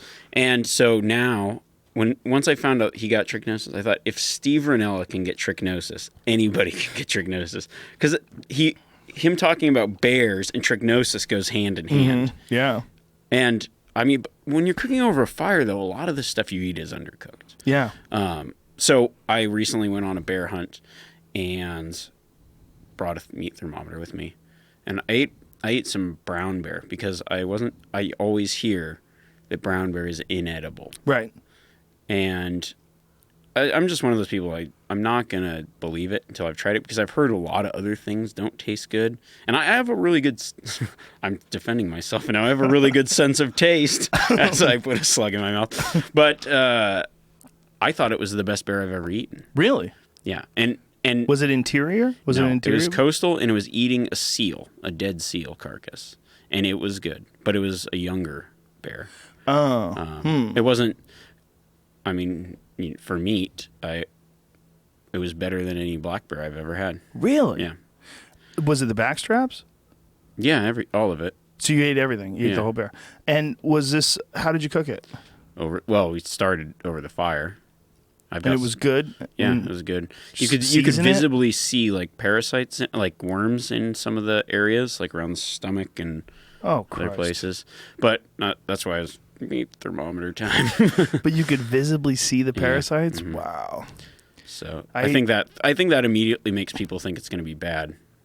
I don't know. I'm bringing my bear to the bear that I have left to a sausage guy in Bakersfield. Makes good sausage. Yeah. That's probably the best way to do it, where you don't worry about it. This guy makes sausage, and he makes a really good summer sausage. So if you get the summer sausage, it's already cooked. Which is probably a good thing for something like bear. But there's that one element always kind of bums me out, that you always have to worry about it having a parasite. That's what I really like about deer or elk or something like that, is that you don't have to think about that. You eat it pretty rare. Yeah, and it's really good. Yeah, you almost have to undercook it because there's no fat in it. So if you cook it too much, it's just dry and not I think a lot of people almost don't like wild meat because they don't prepare it right. Yeah, it gets chewy. Yeah. It's real chewy and like. But if done right, it's nothing better. Yeah, I was in my opinion. at elk camp. These guys are putting A1 steak sauce on elk. I was like, you guys should all go to jail. Yeah. Should all be in jail for this. This should be illegal. This one guy took all of his elk and ground it up, made hamburger out of everything, the whole elk.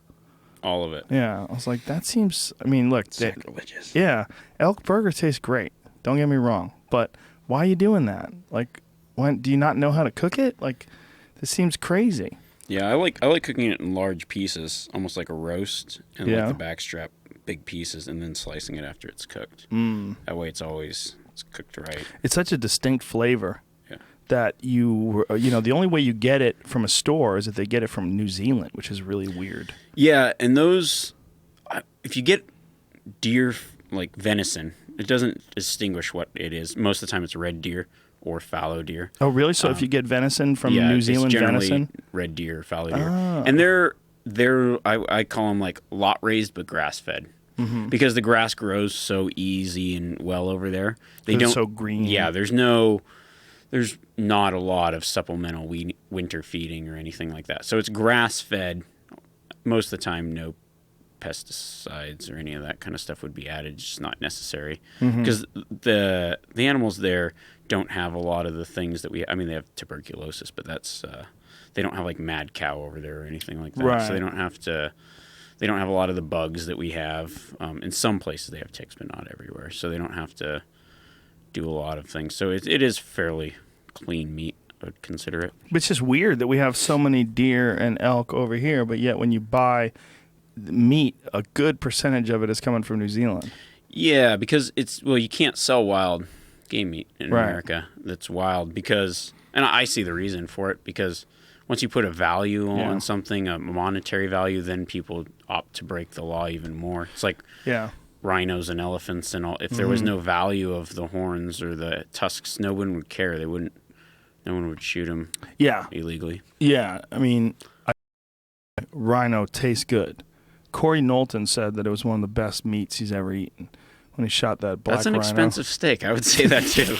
Like when I spend $30 on a steak, I go, that was the best steak I ever had. When you spend $350,000 to shoot an endangered rhino and then eat it, and then get death threats for the next 6 months. Yeah. Pretty much every day. You're like, you're eating that steak on the house. So worth it. Well, he said it was really good. He said it was legitimately good. I've heard hippo's really good as well.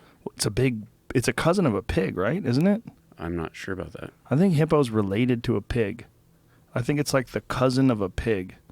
Something along those lines. Just a giant fucking nasty pig. You've seen that video where the pig is, or the hippo rather, is chasing the people on a speedboat? Nope. I haven't. Such a crazy video. See if you can find that video, Jamie. Because these guys are in a boat and they're trying to get away, and this hippo swimming after them, like just charging in the water after them, and like is right on their ass. And it's as big as the boat. It's fucking enormous.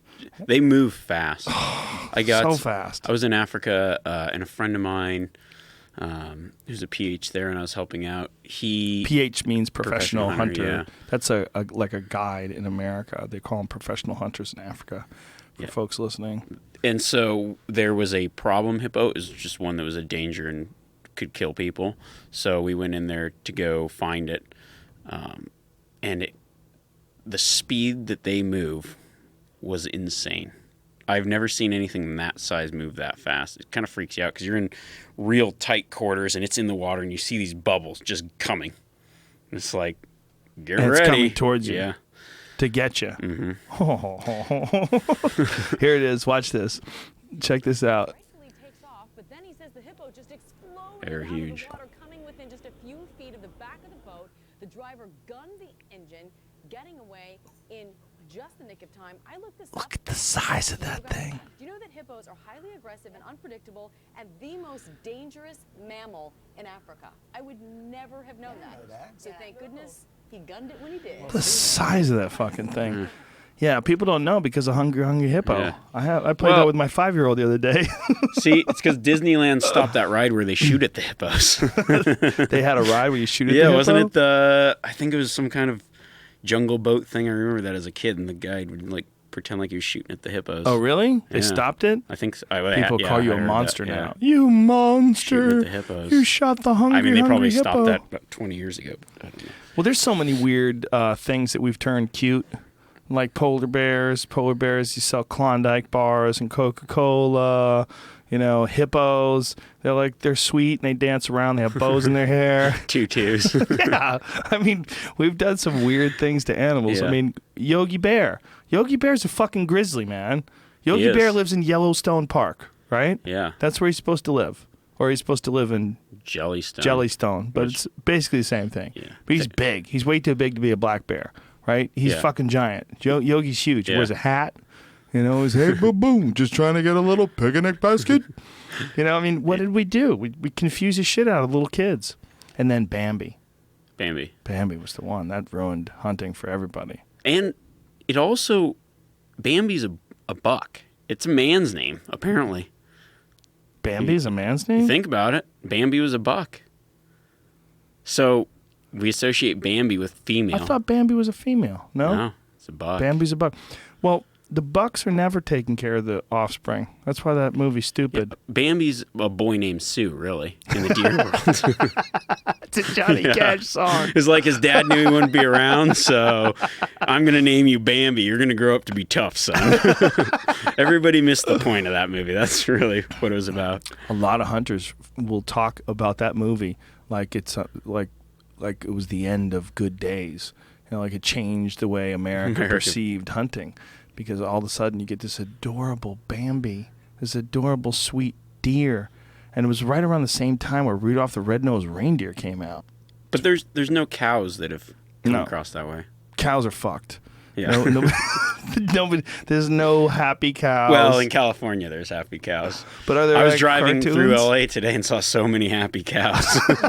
I think you're talking about people who overeat. Okay, sorry. It's different. I passed no less than 12 McDonald's on the way here. It's so gross. This is such a culture shock for me because I literally spend most of my life around very few people. And even yesterday, I was just out in the mountains of Montana guiding hunters. And then I come here and look around and you just feel like, holy smokes, this is reality here. Oh, Well, this is this Just, reality. This reality, yeah. It's completely Yeah. different than what I'm used to. And I think a lot of people don't realize that there are people that live completely different than them. Yeah. People in Montana have no clue what this world is, and people here have no clue what that world is. I love Montana. I love it. I was just in Bozeman last week. Yeah. We were pheasant hunting Okay. for Bourdain's TV show, and we were wandering around Bozeman. It's like, what a great place. Isn't Bozeman awesome? It's amazing. Yeah. So ZPZ, you know, that Yeah. they do Steve's show and they do 0.0. 0.0. Yeah. They've just opened like an office in Bozeman, so I got to go Yeah. there. Doty. Dan Doty, Doty's yeah. got it. Yeah. And- love that dude. Man, Bozeman is a cool town. It's the best. It's just got a cool vibe, and even like the Yeah. well, I guess the town is essentially 47 bars down Main Street, interspersed with sandwich and steak shops. So I Yeah. guess really there's nothing not to like about it. Yeah, it's pretty much perfect. Yeah. And then not that many people. I mean, the Yeah. whole city, or the whole state has like 1 million people, right? Yeah. So I think the something like whole that. state. Yeah. Yeah, and they don't It's even like know the what third largest state or it's it's by pretty big. volume. Yeah. It's the third largest state, and it has like what we said, like less than 1 million people and no traffic. Just it doesn't exist. There's no traffic jams. 5 o'clock. What happens? Nothing. You just drive. It's like normal. And I mean, all around it, there's just you can be in the mountains, you can get away from people. Yeah. There's big wilderness and Oh, it's a lot of beautiful. places. We saw a lot of antelope, a lot of pronghorn. We saw We saw quite a bit pheasants. I didn't get one, but I'm probably not supposed to say what happened on the show. Yeah, it's a mystery. But somebody did. Huh? He's taller than me. He's got gray hair. We saw mule deer when we were out there. It's beautiful. It's fucking amazing. Such a great state. Yeah. It's wild. I mean, it is as close to wild and real wilderness as you can get in America, and Alaska is another notch above that. I go, Alaska's like, oh yeah, check this out, bitch. Look what we got. Yeah, we got even bigger. Yeah, That's you gotta is that take the a biggest plane. state? Alaska, yeah. For Yeah, Sure. the biggest state, the least amount of people. It's probably got the least amount of people, right? Yeah. Doesn't that make sense? Yeah, so technically Montana is not the third largest state. I guess it would be Alaska, think it is the Texas, third. California, right? I don't know. I'd heard it was the Montana. third. They kept saying it was the third. Maybe it is third. Maybe. Whatever it is. I don't know. It's Random. giant. It's I fucking forgot. enormous. I'm not smarter than a 5th grader. Well, it's not smart. It's information that's absorbed. Exactly. If you're really smart, you would have actually gone out there and measured it. Right. That's true. But the mountains out there, there's something amazing about them. There's something amazing about like that kind of solitude when you're in those areas where you sit down. You could sit down on a ridge, like if you're glassing or something like that, and you just hear nothing. You just hear wind. And you look out and you realize this mountain doesn't give a fuck if you exist. It doesn't care if you're here, if you're gone, if you fall off this cliff and smash your head on the rocks. Still there. Same, exactly the same. You know, some animals will find you, they'll eat you, and that's a wrap. You know, and then everything keeps moving the same direction. It always has, thousands and thousands of years. And then we think that the mountains themselves came about through seismic activity that forced the crust of the earth to shift and move upwards and to thousands and thousands of feet above sea level. Like, what a fucking crazy place. It is. Meanwhile, you're in LA checking out McDonald's. More happy cows. When you're doing this show, and we briefly touched on it before, it's called Apex Predator, and it's on the Outdoors Network, Outdoor Channel, Sportsman's Network, Sportsman's Channel, and the Outdoor Channel. And the Outdoor Channel has your show. You're trying to imitate the methods that various animals use in trying to survive and hunt prey.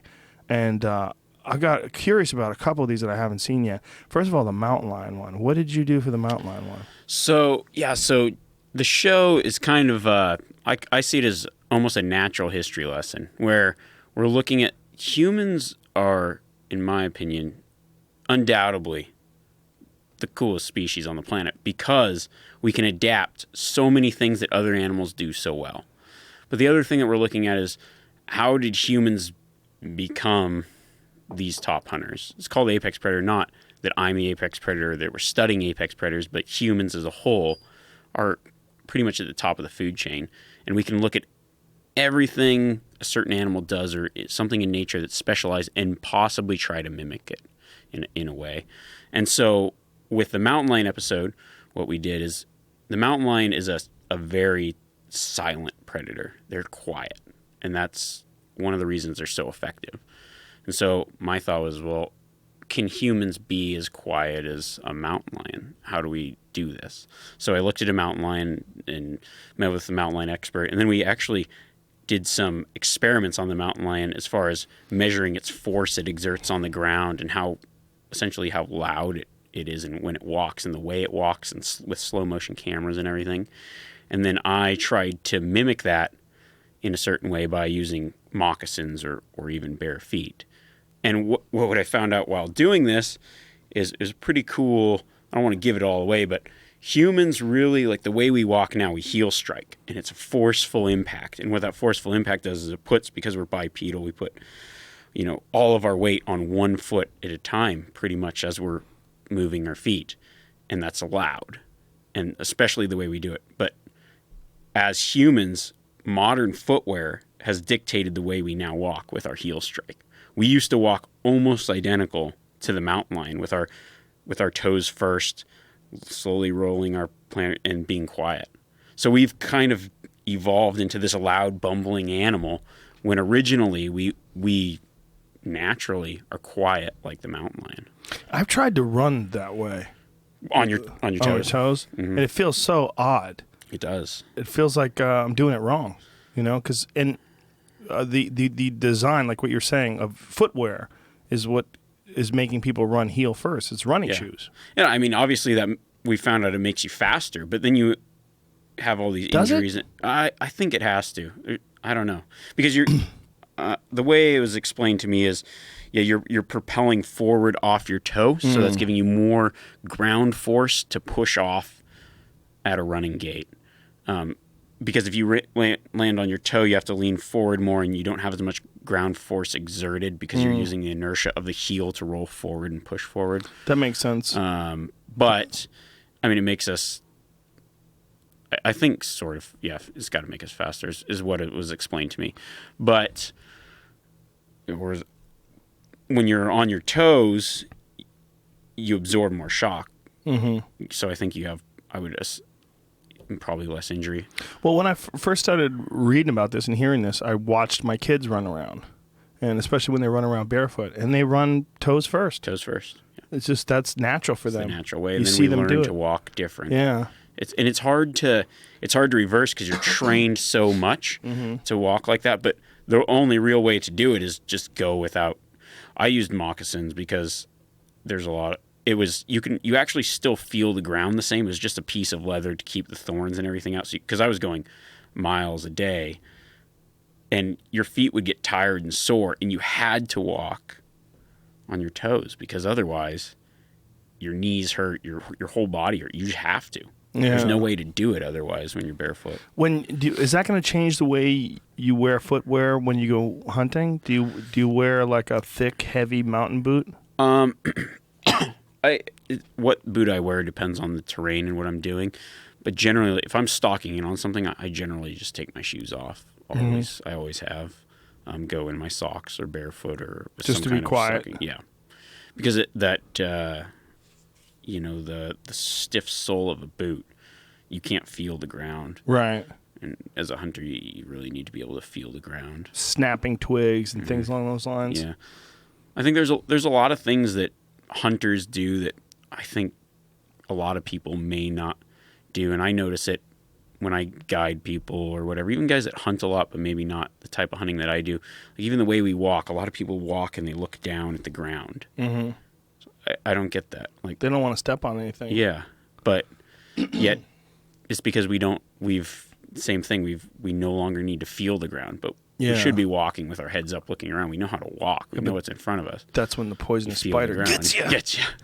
Right? I think that's what people worry about. No, it's the bear that gets you while you're sleeping, so you shouldn't sleep. That's right. You should look around and walk. You should sleep during the day when the bears are sleeping. Yeah. That's the move. That is the move. Or sleep in a tree, but if you fall. Yeah, the move is, there's no move. Like you have to, the move is your truck. That's the move. Right, yeah. Sleep in the fucking truck. I've always thought that, like, that's got to be the move. Like, sleep in some sort of a camper type situation. Those ones that I saw that have, they had it on a Land Cruiser where it's like a shelf that folds over and then a ladder comes down. The ladder acts as sort of a prop. And then from there, they pop this tent up and then you're sleeping on the roof of the truck. I'm like, that's perfect. Yeah, I saw one once at a trailhead and I thought, oh, that's pretty neat. Yeah. It also kind of looked like a pain in the ass, though, too. A little bit. It's a little high, you know. It's only about 6 inches above the truck. Not too bad when you think about you can get a whole tent in there. But if someone's going to climb up that ladder, at least you can hear it, you know? I think if you've got a tent out and a bear comes and gets you in your tent, the statistical probability of that is so small that it was just bad timing. It might be your time. Well, I wonder if they had an open tent. I have to ask Ranella how that kid got bit in the head. Yeah, but I mean, especially in Alaska, I spent a lot of time up there this year, and it's so wet, and you have that tent open most of the time just to kind of keep air flowing and keep everything more dry. It seems like I do at least. You leave it open when you sleep? I close the vestibule, but I leave a lot of the tent, open. Vent it because I think a lot of people just close themselves in there, and then your body creates sweat and steam, and then nothing ever dries out. When you there's all these different moves now to try to, or movements now to try to hike and camp out as lightly as possible, like super light packs. Some guys don't even bring their own water; they just bring filters, so they can find water and filter it along the way, and then it sort of adds to the element, like you're living almost off the land, like really close to off the land. And I know you've done hunts where you literally you didn't bring any food. Like there was some of your episodes where you were starving to death on TV. Yeah. I like to go light, sometimes at my own detriment. I think, there's times where, I think, well, there's, they always say like hunt like you're hungry. And I've done some research on things, and your physiology changes. There's a lot of animals that only hunt when they're hungry. There's some that just always hunt, or like not hungry but literally starving, but you sense more. Your sense of smell is heightened. I think you do, like, they call it more exploratory sniffing, but you're just taking in more senses and dissecting everything a little bit more. Because everything's sort of ramped up because you need resources. Because you're hungry. So when you walk into a place, if you walk into a grocery store or like a restaurant, or you're walking down the street and you're really hungry, you'll smell the turkey roasting a lot further away than you would if you are on a completely full stomach, because your brain is not searching for food at that point. Yeah, my wife always says don't go grocery shopping when you're hungry, because then you come home with a bunch of fucking donuts and shit. When you walk through the bread aisle when you're hungry, you smell the bread. Yeah. You don't at any other time. You're like, I need bread. That's so true. You're like, you never smell it when you're full. That's so true. I wonder, so physiologically, are there changes that are going on? Yeah, you're doing more exploratory. Well, you're smelling more times. Your brain's processing what's coming in because it's looking for food. So this is actually a measurable fact. Yeah. Wow. That makes sense. It makes sense that it's designed like that. And it also makes sense that maybe your senses would be heightened and you'd be like less prone to fuck around and really get down to business. Yeah.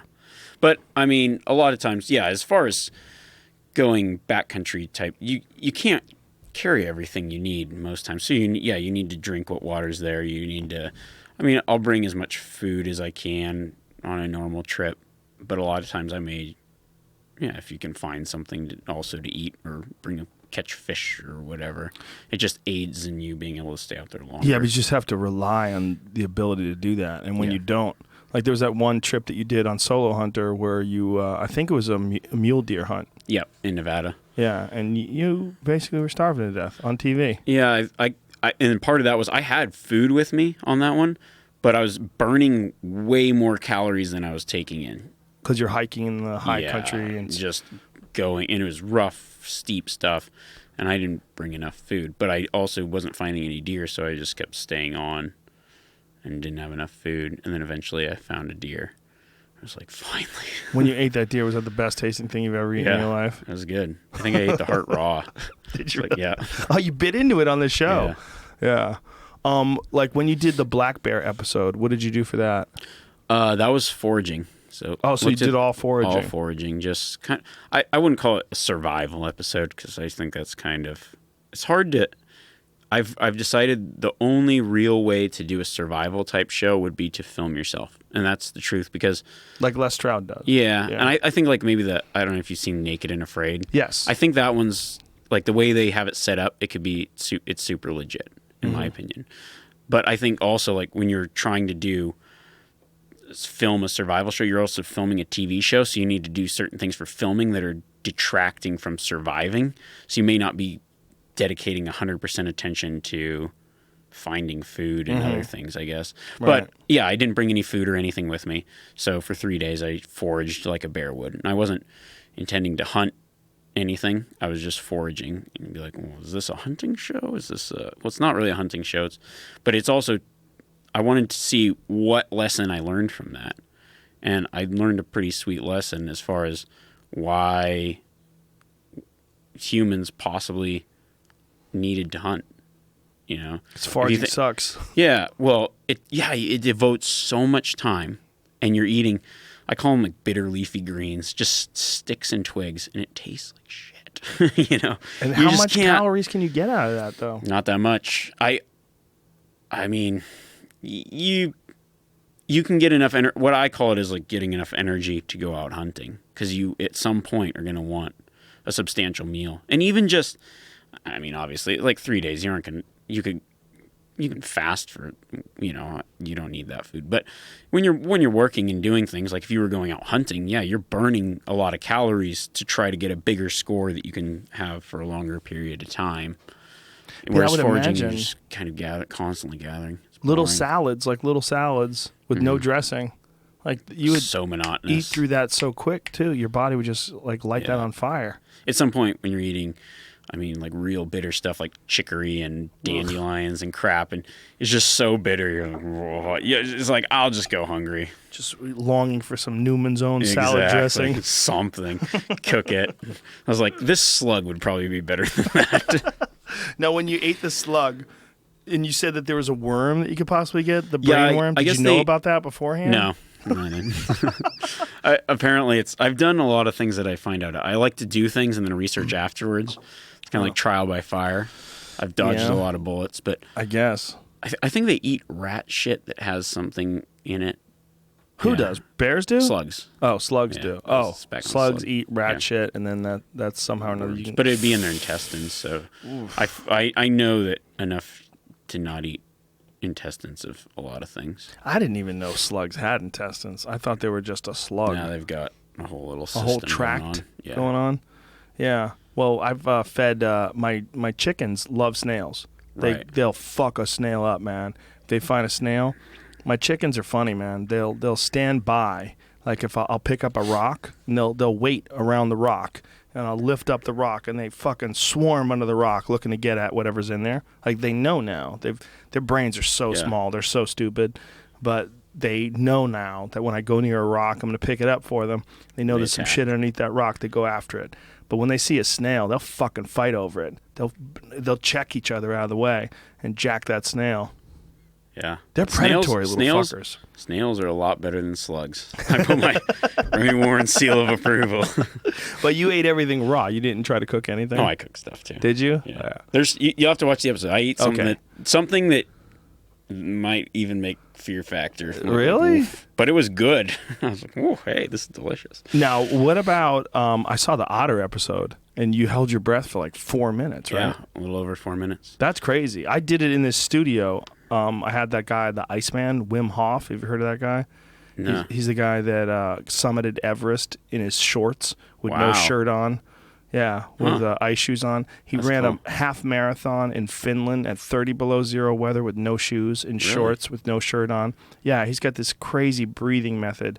It's this wild breathing method, and he's got 26, I believe, world records for endurance and cold and the ability to withstand cold. Supposed to swim 50 yards under the ice to this hole in Antarctica. And was it Antarctica? Wherever it was, somewhere cold as fuck, where he swam under ice. Anyway, it was so cold, the water was so cold that his eyeballs froze and he couldn't see. So he couldn't find where the hole is to pop up at 50 yards in. So he swam back and forth. So he wound up swimming, the actual distance was over 100 yards underwater. That's crazy. With one breath. Yeah. That's insane. Because holding your breath in cold water is super hard. Yeah. It's really hard. That's one of the things we found on Fear Factor. Yeah. We would put these people in cold water and make them do these stunts. Like, as soon as you get in there, you start shivering and you're using up your oxygen. Mm-hmm. Have you ever tried the long breath hold thing? The longest I've ever held it was on the show, 2 minutes and like 30 seconds or something like that. That's like that's not 2.5 minute threshold. Once you, it's a crazy experience. Yeah, because everybody can hold their breath for that 4 or 5 minutes, I think. Yeah, well, you did it the first time. You only did it for like a couple minutes, right?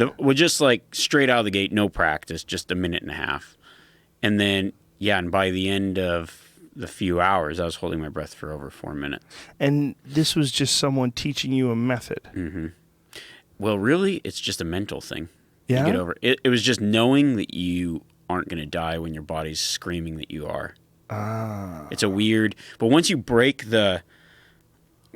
through that threshold, you're like, and even when I got up, I was thinking to myself, I could have gone longer. Really? Yeah, because he was there, and the first thing they teach you is like when you're with a dive buddy or whatever, these things, he's like, breathe. The first thing they tell you is breathe, because you get up and you forget to breathe. Like everybody blacks out at the surface because it's almost like you figure it out. You really don't need air. It's just the mental aspect of thinking that you do. It's really weird. And they kind of explain the whole stages of your body that you'll go through and then know when you actually do need to breathe.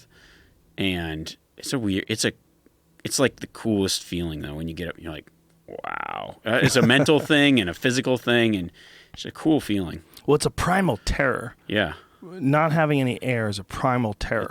It makes people panic. And when you're exhausted, that's one of the things that MMA fighters do to each other. When they're exhausted, they'll cover the other guy's mouth and nose, and it's a legal tactic. And you'll see it like in grappling matches, Like with guys, a guy will have a guy's back and he's trying to choke him, and he'll cover his mouth and his nose. And you see the girl and when you try to move that guy's hand, that's when he'll choke you because you're exposing your neck. Like you might be defending your neck, and then they just cover your mouth hole, and then you have to open up a little to try to stop the covering your mouth, and that's when they get an arm under your neck. Yeah, and once you start to panic, you use up all that essential oxygen. Well, Wim Hof has held his breath for 7 minutes. And I was like, Jesus Christ. Just sitting here? Yeah, he could just hold it for 7 minutes. Yeah. He's held it for 7 minutes underwater, I think, too. Yeah, there's people that can go 12 plus. Well, didn't David Blaine make some world record? I think so, yeah. And what he did, he lung packed with pure oxygen, is what I heard. Yeah. Yeah, he like breathed in from a tank or something like that, right? And then it allows you to hold it much longer, I guess. Yeah. But still. That first, if you did 2.5 minutes, that first minute feels like forever. Yeah, I probably could have kept going a little longer, but I was starting to panic. Yeah, you just get... the other thing, though, is to initiate the mammalian dive reflex, you need to, splash your face with water. You need to kind of, lower your heart rate, kind of almost meditation style, lower your heart rate, get into a place where your body's ready for it. That's what they call it, mammalian dive reflex? Yeah, it's the same reflex that whales and all aquatic mammals use to hold their breath, and humans have the exact same dive reflex that whales have. Have you ever heard the theory of the aquatic ape? No. It's a really fascinating theory about human beings, that they believe that human beings evolved around water, and that's why our babies are so fat. Because like a chimp babies are sinewy. They come out of the gate yoked. Chimp babies, they're fucking shredded, and our babies are so fat. And the idea is that our babies, if you take a chimp baby and you throw it in the water, apparently the little fucker will drown. But if you take a human baby and you throw it in the water, the baby will hold its breath. Right. Yeah, it's that mammalian dive reflex. Yeah. We automatically know how to hold our breath. Yeah, so there's a theory. We don't know how to swim, though. That's where it came from. That we literally evolved to be around water, and we're around water, which kind of almost makes sense when you think about the fact that the high population centers are always around ports. Yeah, we're all always around water, and that's how we've been traveling back and forth for eons. Well, there's a lot of food underwater as well. Mm-hmm. Yeah. Now, when you did the otter episode, what did you try to eat shit that you found under the water like an otter? Did a open water spearfishing thing. Oh, that's right. Yeah. Yeah, spearfishing is not fishing. It's like underwater hunting. Yeah, that's cool. It's fun. Is it? I've done it before, and once I did this, learned from a guy who really knows what he's doing, I realized that everything I had done in the past probably should have killed me. It's the top 10 things not to do, I did. Like what? What are those things? Let your air out.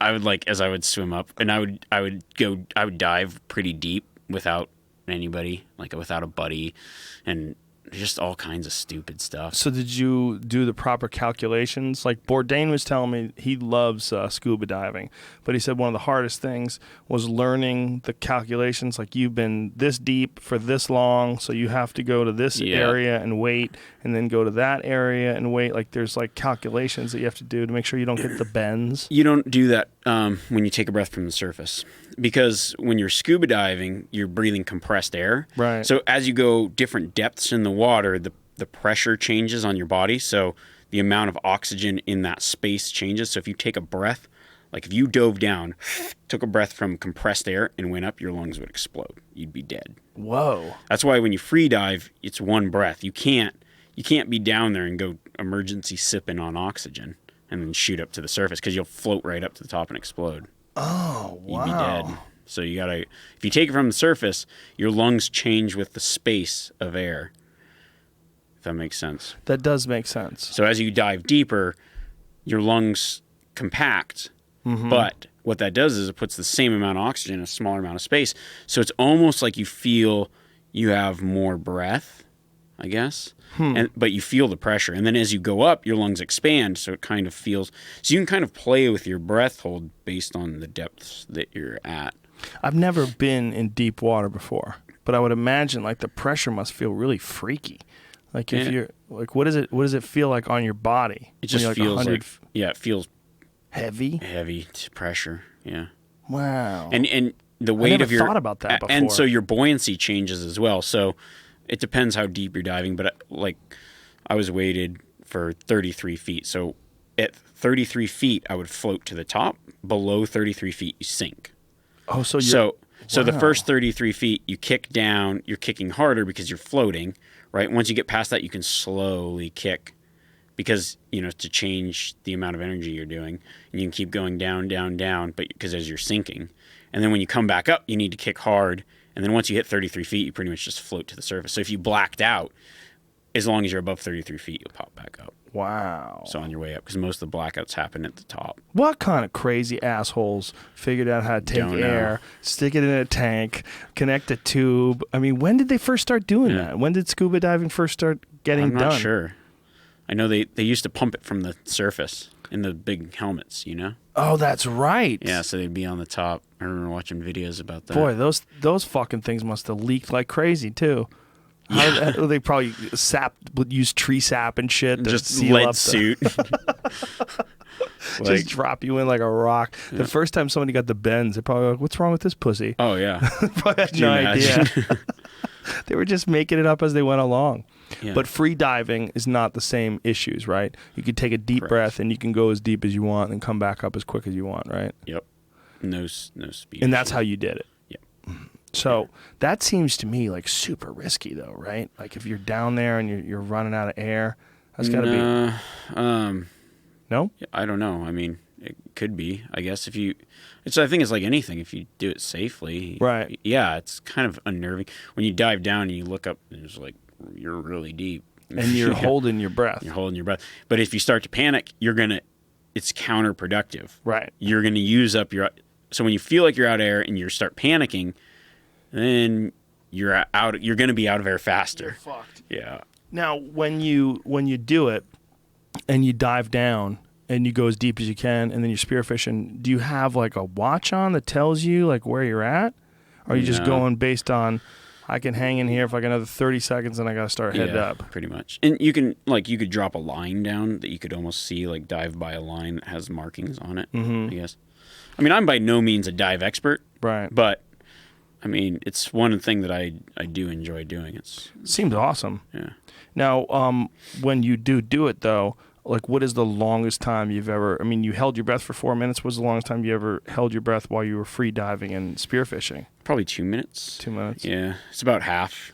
Because you can go. What you would do is like go down, say 40 feet, and just hang for a minute, and then kick back up. It's like 30 seconds down.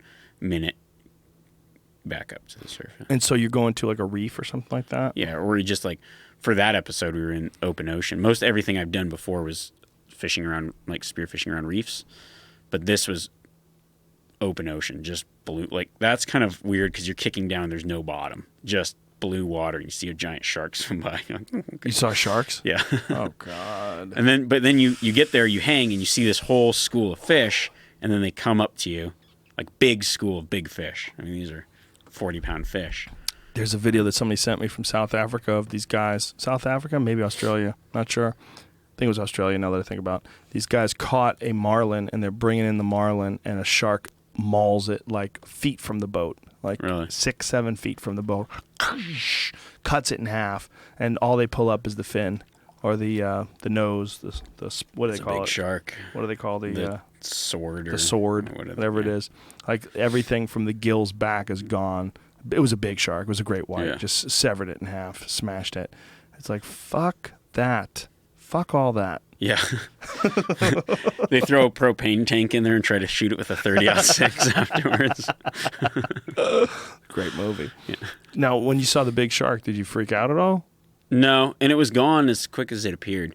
Oh. It was pretty cool though because I needed a break after a while because it's just kind of starting to get seasick, and I got on the boat and Dan Doty threw a line in and caught a fish, and he's fighting this fish. It's like sweet, and then all of a sudden his rod just doubles over, fish is gone. That shark just hammered it, took it. Oh my God, it's pretty cool. That is cool. And then the shark was gone. I mean, we only saw it briefly. I don't even remember what kind it was. Fuck. But I mean, it ate a 40-pound fish. Where were you guys again when you were fishing? Gulf of Mexico, off Florida. Yeah, there's a lot of fish down there and a lot of sharks. Good. It was cool. Yeah. The whole west coast of California, like down through Mexico, a lot of sharks. Apparently, there's a breeding area that's around San Francisco. Like San Francisco, the great whites, they breed up there, which is very unnerving. Yeah. Like, right outside of a city, the biggest monster predator on the planet. Between San Francisco and Alcatraz. Yeah. Yeah, right there. Yeah, where people are swimming. Yeah. That's where they breed. Fuck that. Huh. Fuck all that. Have you seen that? I'm sure you've had to have seen it, that video. I just recently saw it, though. I'm kind of outdated. But the surf competition where the shark grabs it, that's pretty cool. Yeah. That's crazy. Explain it. Explain what happened. Well, yeah, he's paddling in a surf competition, and then all of a sudden the guy just went under, right? And Yeah. the shark somehow went for the board and got his leash. Yeah. And it was funny because the announcers had no clue what was going on. They're just kind of talking normal. It'd be like you announcing UFC and a bear coming in and eating the dude and just continuing on like, oh, something strange is going on out there. Nate Diaz has disappeared from the octagon. Yeah. What about, there was one that you did that was a golden eagle one. What did you do with that one? We looked at the way that the eagle uses vision. And, I mean, they can see prey animals from up to 2 miles away, which is insane.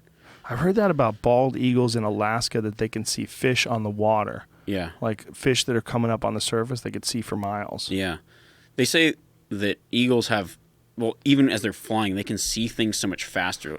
It's almost like if you explain a camera the way it has frame rates, you can change the frame rate of a camera. It's how many frames per second. Well, we have essentially the same thing in our brain of how many images we can see per second. So if something's moving real fast, we can't see it. Whereas the eagle, as it's flying, it sees more images at once. Plus, they have 2 centers of focus in their eye, so they can focus near and far simultaneously. Whereas our eyes change. We look at our hands, and everything else is blurry, and we look at the wall, and our hands are blurry. But they can focus on 2 things at the exact same time. So they're looking at it like a video camera. Yeah. Instead of like a film camera. Yeah. Or a video camera. This might be too technical, but a video camera with a high f-stop. That means that it's actually different. Like the less light you let in, the more things are in focus. But they have 2 centers of focus, where our eyes just have 1. Huh. Wow. Yeah. But then we related that to using optics and being able to sit up on a mountaintop and spot animals from 2+ miles away consistently. Yeah, that's the one thing that animals haven't figured out yet. Optics. Yeah. Imagine if you could get an eagle, a pair of binoculars. Yeah. Well, the eagle, yeah, it's got the optics built into its head. I wonder if they can spot things from miles away, but I wonder if they have like a magnified vision. Yeah, they do. They do. Yeah. It's just like looking through optics. I mean, they can spot things. Their visions, it's hard to quantify it as, because we use numbers with our optics, like 8 times, or they say an antelope has like 8 power binocular vision. So you throw up your 8 power binoculars and it's like what an antelope But sees. they also obviously can see right in front of them when they're eating their food. So it's different. So So they can see, as they're flying, they can look like on the hill 2 miles away and right below them. It's such a fast rate that they can spot things. They kind of have a search image in their head of what an animal looks like, and then when they see it, they key on it and fly that direction. That's one of the more fascinating things about vision, is that so many different animals have different kinds of vision that have simultaneously evolved. Yeah. That, like the octopus, which is another animal that you study. Okay, hands down, coolest animal on the planet. Really? I don't even know if it's from this planet now. After doing Really? this. It's so weird. In what way? Okay, their vision, they don't see the octopus. The one thing I was looking at is their ability to camouflage, and I don't think a lot of people realize that's probably the most amazing thing about the octopus. If you can find a video of octopus, they can shapeshift and change their color and shape instantly. Have you ever seen that? No. Oh, this is going to blow your mind. Yet, we don't know how, with all of our technology, we cannot replicate it, and we don't know how they do it. But they have chromatophores in their skin, which is like pigment cells, and they can change the color of their skin, but because they have no bones, they can also adjust the shape instantaneously to match whatever's around them. Like coral. Yeah, well, they can, whatever it is, like multiple colors, and they can match it identically yet they don't see color, but they can match the color identically. So they almost feel like we don't know how this works, but there is a running theory that they somehow see through their skin that we don't understand. Whoa. You got to see these videos. There's a bunch of videos of just octopus camouflaging themselves. There's one clip that we use in the show where it like goes up to this rock and instantly morphs itself. It's a like live action cloaking mechanism. Crazy. There's live. That's a great way of describing this it. This one. I'm gonna have a tough time showing it to the audience because YouTube might take it down. But Right. Gotcha. Okay. Well, let's just show it to us. We'll show it so we won't put it on the. Well, what's the name of this? So for people. Okay. Shape-shifting octopus. Yeah. Okay. So we'll get it. We'll look at it, and people on YouTube, go fuck yourself. It's also in slow motion right now, by the way. So this is slow motion, and it's oh my god. Whoa. Do you even see that octopus? Whoa. What the fuck, man? People don't really know that they do that. Well, That's the most amazing thing. describe what we're looking at for people that can't see this. The octopus goes to a rock that has multiple textures on it. I would say there's some kelp and some kind of plant materials, a brown rock. It changes its skin to match probably 4 colors in there. Well, that's not even and a rock. The texture. That's a plant. It's a plant. Like so, it became that algae. Exactly. That's fucking insane. I need to see that again.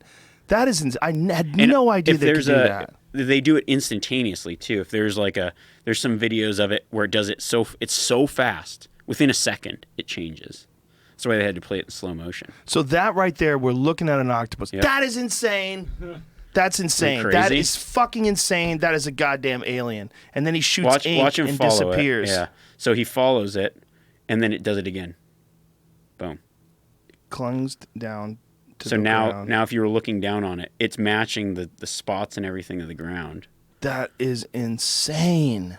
That is insane. So now it's a slow motion version of it. I want to see the fast motion version of it again because it doesn't even make sense. But the slow motion version is really cool too.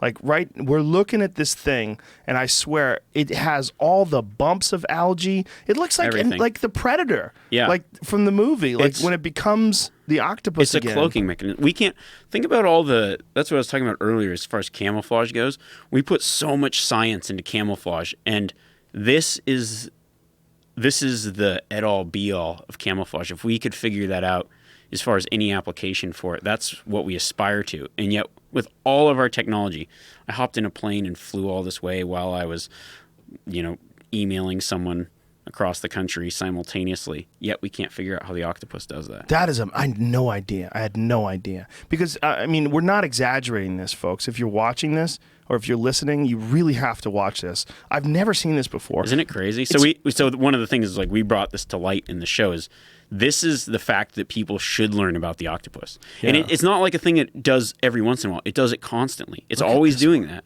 Look at this one. Whoa. And every species of octopus can do it. What the fucking colors, man. It's crazy. This is incredible. The shapes. It's amazing. Well, they're so... oh, Jesus Christ. They just turned into some stripe thing. Oh, they'll also make themselves look like another... almost look like a predator. So if something bigger is coming at them, they'll boom, flash and make like an eye and crazy stuff to protect themselves. Wow.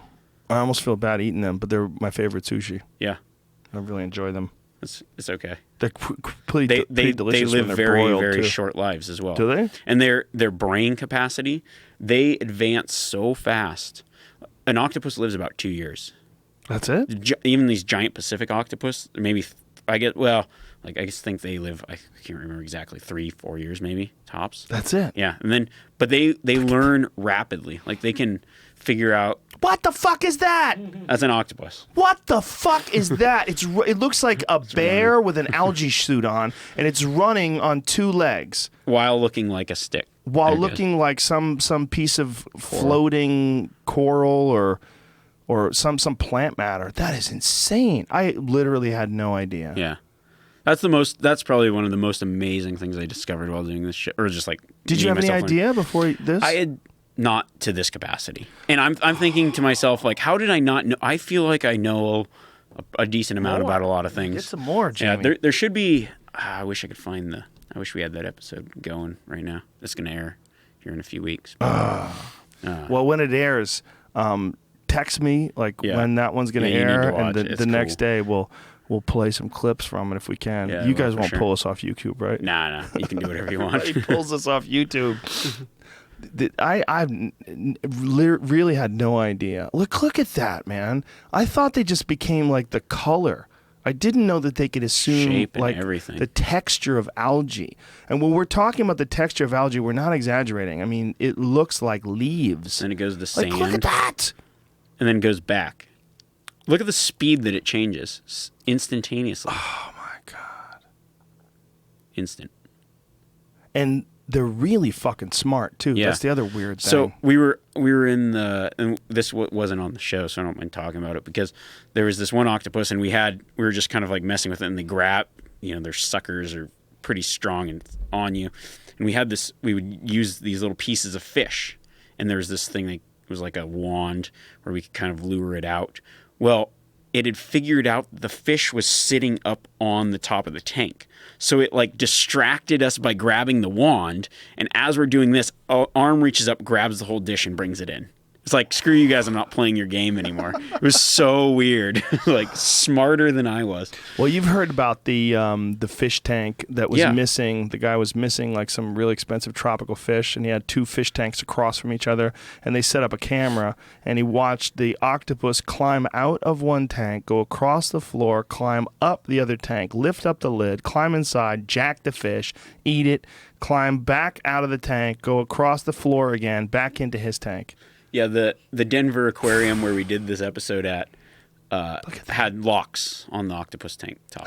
Padlocks. Look at that, man. But it makes you wonder, like, what kind of life is out there in the universe? If this is on our own planet, and that is an alien. It's weird.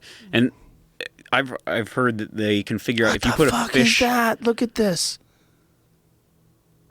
Dude, if you saw that on the ground, if something just popped up like that on the ground and looked like that, you'd say, oh, this is obviously some sort of a poisonous fucking monster. Yeah. I got to run away from this thing. And they'll change based on thinking predators are after them. And that looks like a poisonous moray eel right there. It's like white. Yeah. Or, I mean, what is it? Black and white stripes. Yeah. And then the fact that it can go from black and white stripes to all tan and looking like a piece of coral to green and looking like algae. Pretty, what the fuck? Look at that. The crab's like, hey, bitch. And it's puffing its body up to look bigger. Yeah, and it's calling. Well, it's going to eat that crab. Is what it's going to do. The crab knows it too. That's the fucked up thing about it. They'll jack crabs and lobsters and shit, and they just engulf them, and then inside of them they have this beak. Yeah. Have you seen the evidence of the kraken that they found? The fossil evidence? No. Pull that shit up, Jamie. They recently discovered, I think within the last 5 or 6 years, they discovered these fossilized suction cups from an enormous octopus.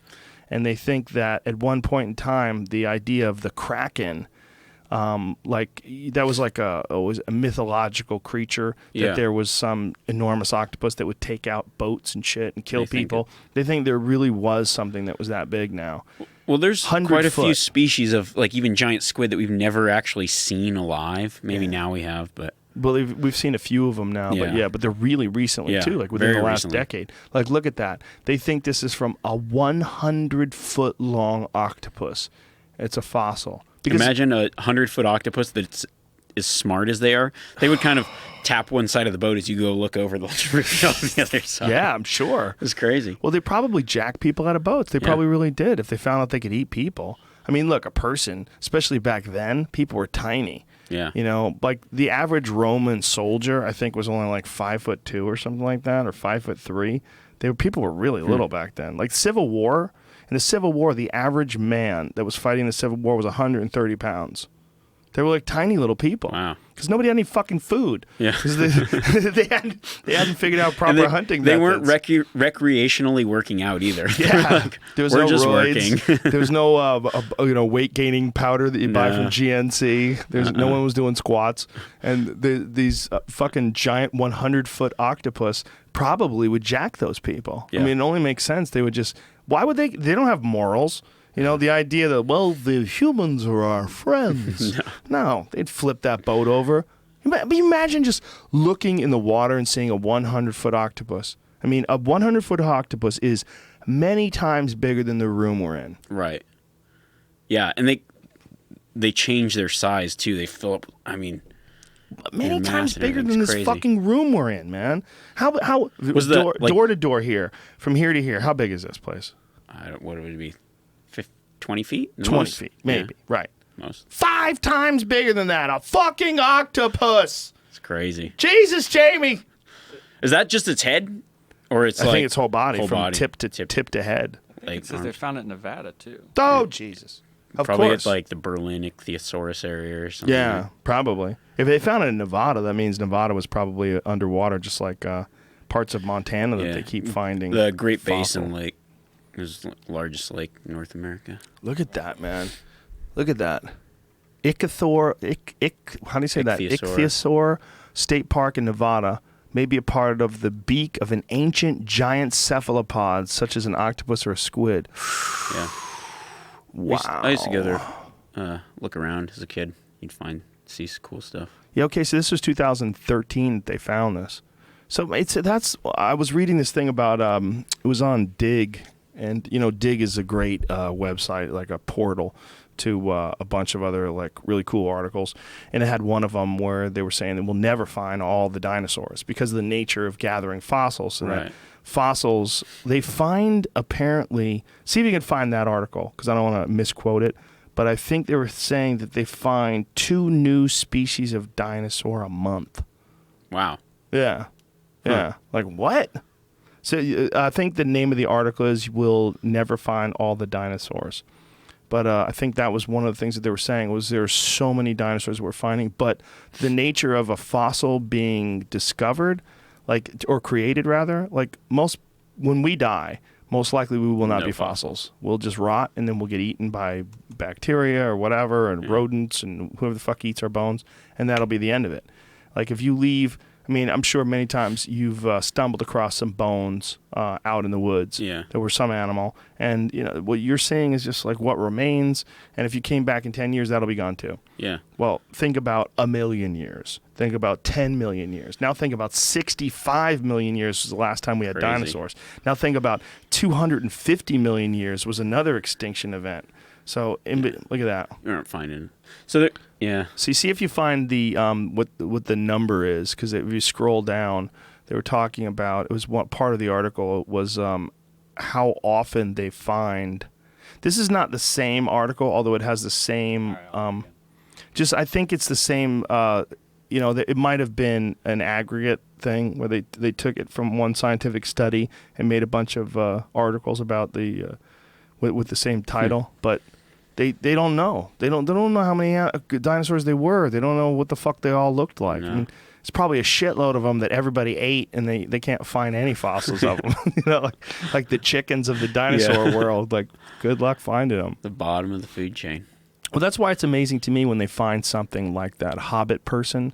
You know, that thing that they found in the island of Flores. Do you know about all that? I heard about it. It was 13,000 years ago. Was the closest. One, or the most recent one rather, and it was a tiny little human type thing that was like 3 feet tall when it was fully grown, and it was like humanoid, and it was smaller brained than a human, Dwarfs. but it like a hobbit. But it wasn't like dwarfism. No. Well, there was a debate about that, but then they found enough fossils where they said nope, this is a totally different thing. At first they were saying, I think the first discovery, they were saying this is a new species, but they were pretty cautious about it. They were saying, well, it might be someone who has some sort of a weird disease. Then they found a bunch of them. And then there was some speculation that they believed they were wiped out by people because they were cannibalizing people. They were coming after people, and people were coming after them, and there's like a war between us and angry hobbits. Yeah, little hobbits that eat people. I don't know if they know about that. Might be all horseshit, though. That might be just total speculation. I would speculate, too. Why not? Right? Exactly. But I mean, exactly like what you're talking about with the giant kraken, the giant octopus, of course they would eat people. Everything would eat people. We have this weird idea because we live in cities and like, we think of hippos as being something with a tutu on and a fucking bow in its hair. Well, they don't want to eat us. Well, of course they do. They want to eat everything they can eat. If they can eat you, they definitely want to eat you. They don't not want to eat you because you have a beard and you have an iPhone. Exactly. The ones that could really inflict damage, though, for some reason don't eat. Like, the one I'm most scared about, killer whales. Yeah, they are so smart. If they decided to just all of a sudden gang up on humans, we would be at such a loss. We would never go in the ocean again. Yeah, we'd be fucked. Smart. As long as Netflix stays out of the ocean and they don't watch Blackfish, we're safe. But as soon as they find out what happened at the end of that movie, it's so fucking wrong. Yeah. Well, it's so crazy that we still keep them in captivity because we've always kept them in captivity. Because if we didn't ever have them captive and we discovered them in the ocean, these super intelligent creatures, and we found out about their capabilities, we found out about their language, the fact they have dialects, the fact they live in these complex, ordered societies, they stay with the same pod for life, they have family, like deep connections with these other orcas that they consider their family. And then we just steal them and stick them in a fish Communicate tank. across the oceans through essentially whale internet. Wow. Yeah, it's nuts. Crazy. And then we're assholes. We stick them in a tank, and fat people eat cotton candy and stare at them. Yeah, make it jump higher. This is a ripoff. Like, we're assholes. We're fucking really shitty animals to do that to whales and to killer whales. It's really shitty. Yeah. Well, there was a thing that I was listening to this TED Talk where they were talking about sustainable organisms and that a lot of the logic that we apply to hunting and trapping some organisms thinking that we're going to help the food chain out doesn't wind up helping. And one of them was whales, that the Japanese had made this idea. They had this idea, well, if we hunt a certain amount of whales, we'll have more fish and more krill. Because the Japanese eat all these krill, or the whales rather eat all these krill, and if we hunt the whales, it'll help the krill and the fish population. But apparently that's not the case, because one of the reasons why there's so much krill is because of the whales, because the whales will let loose these enormous shits. They come up and just shit these giant clouds of whale shit, and algae grows from that. And then the krill are attracted to the algae, and the krill eat the algae, and they that's what sustains them. So when they started hunting the whales, it actually lowered the population of krill, and they had to like put it all together. That's a crazy cycle. Yeah, we never really know what we're messing with. I feel like we know so little, and that's the thing. One of the things people might say that aren't into hunting, well, let's just leave it the way it was. Release all the wolves and then let nature take care of itself. But it's an impossible idea. It's an impossible thing because we've already affected the landscape so much that nothing, especially with non-native species and invasive plants and habitat deforestation and so many other things, that the thought of just like letting nature run itself isn't even an option now. And then you even look at it even further and go, like, human hunters have been in the equation since all these animals have been here. Yeah. When has the elk existed when humans haven't hunted it? I don't know an answer to that because there isn't one. Well, no one knows the answer. Yeah, You'd have to go past 10,000 years. You'd have to go past the Ice Age. Right. It's like, well, the wolves were not the only predators on North America since humans have been here. No. Well, there was lions. Yeah. There was. All kinds of we're going to species. bring back that. We're going to find that lion or find some DNA from it and bring it back from extinction. That we don't even know why those things went extinct. No. Nobody bothered to write that down. Yeah. Oh, we did that. Nobody knows. Even there's still debate as to what happened to the woolly mammoth. Some people still think that it was humans. There was some paper that was recently published that was saying that there was evidence that they were coming into estrus younger and younger, and that this was because of hunting pressure. They believe it was because of hunting pressure. Could have been pure hunting speculation. from other predators as well. Could be. Yeah. But it was pure speculation. I mean, mixed with some evidence, but there's also some evidence that they died in a giant mass extinction that people like Randall Carlson have connected to an asteroidal impact. And it was also roughly the same time period as the end of the Ice Age. So they think that asteroidal impacts slammed into the Earth, and not just even global warming, but just massive asteroidal impacts all over the planet, that there was some sort of a mass extinction event worldwide that coincided with the end of the Ice Age and the different eras of construction methods for things like the Old Kingdom in Egypt, giant archaeological digs like Göbekli Tepe. I'm having Randall Carlson and this guy Graham Hancock on. They're going to be on November 19th. And Graham Hancock just wrote a book about it called The Magicians of the Gods. And he had an old one that was super popular. It sold like millions and millions of copies, called Fingerprints of the Gods. And that it's all basically asserting, back then he was trying to put the pieces together and he's saying there's evidence of lost civilization. And the way he described it, he said, we are essentially a civilization with amnesia. And that something happened somewhere along the line, and there's all this evidence of these ancient structures that were made by advanced civilizations. We really don't have any idea. It just keeps going in circles. Yeah, and it makes sense that natural disasters did it. That there's some sort, and then between the time of him publishing that book and Randall Carlson coming around, and Randall Carlson's been dedicating his whole life to researching asteroidal impacts and natural disasters that are caused by global collisions, things coming from the sky and slamming into the earth.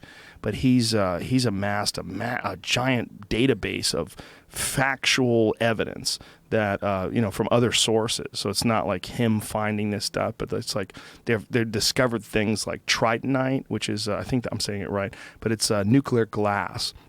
And all over Europe and Asia. And when they do those core samples of the Earth, it cuts down around 12,000 years. And that nuclear glass happens when they do nuclear tests, but it also happens when meteors impact the Earth. So they found this shit all over the place at about 12,000 years. Wow. Which means there was just we were a shooting gallery 12,000 years ago. It's crazy to think, like, we're so stable right now, and then one meteor could ruin it, and then we need to get really good with those crossbows. We gotta make our own bows. Yeah. We gotta make our own sticks. And if you're living in a place like LA, you're gonna have to start fighting off people. There's not gonna be enough food. No. Well, there's enough people, I guess. Yeah. We're gonna have to start eating them. Eat the fat, slow ones. I think I'll stay in the mountains for that one. Yeah, that's a good idea. You'll be like, hey, want to come down and do a podcast during the apocalypse? Be like, can I do it from my phone? Well, that's the other thing, is that once the power goes out, we're not going to have any access to hard drives. We're not going to have any access to phones. We're not going to have any access to the grid. And if the grid's out for more than a couple of years, it's going to stay out. Yeah. You don't know how to fix it. I don't know how to fix it. I have no clue how the things I use work. If we killed off 70% of the population, we would be right back to the Stone Age. Yeah. Because the idea that those 30%, that we would be lucky enough to have people who are so innovative and so educated that they would be able to figure out how to restart civilization, no. I'm still not sure that this phone isn't somewhat magic. Does anyone know how it works? Well, it is magic, but so is that octopus. Exactly. And they're both made by nature. Yeah. I mean, the phone is natural. It just doesn't seem natural because people made it, but people are natural, and people's curiosity is natural. And the phone is just as natural as a fucking beaver dam. It really is. It's just some weird thing that a natural creature has figured out how to do when given enough time and enough source material, enough sharing information with these other weird monkeys, and one monkey figures out a diode, and the other monkey figures out how to make glass, and this monkey figures out how to forge metal, and this monkey figures out how to write code, and they all get together, and next thing you know, you got an iPhone. Yeah, it's cool. Or you got an octopus, Or you got an iPhone you can watch an octopus on. Yeah, I mean, that's the other thing about the octopus, is when all this shit has happened on Earth, as far as there was, I want to say where it was. I'm trying to remember when they've knocked it down to. They believe that there was one point in time there was only a few thousand human beings left on Earth, and it wasn't long ago. It was like 70,000 years ago, and they've coincided it with the explosion of one of the world's great supervolcanoes, and that it put the Earth into nuclear winter for a long period of time. Most of the plants died. Most of the animals died. A giant percentage of the population of human beings died. And that's why there's so little biodiversity amongst human beings, or genetic diversity amongst human beings. I can't remember where the Indonesia, I want to say. I might be wrong. Where the supervolcano was that went off.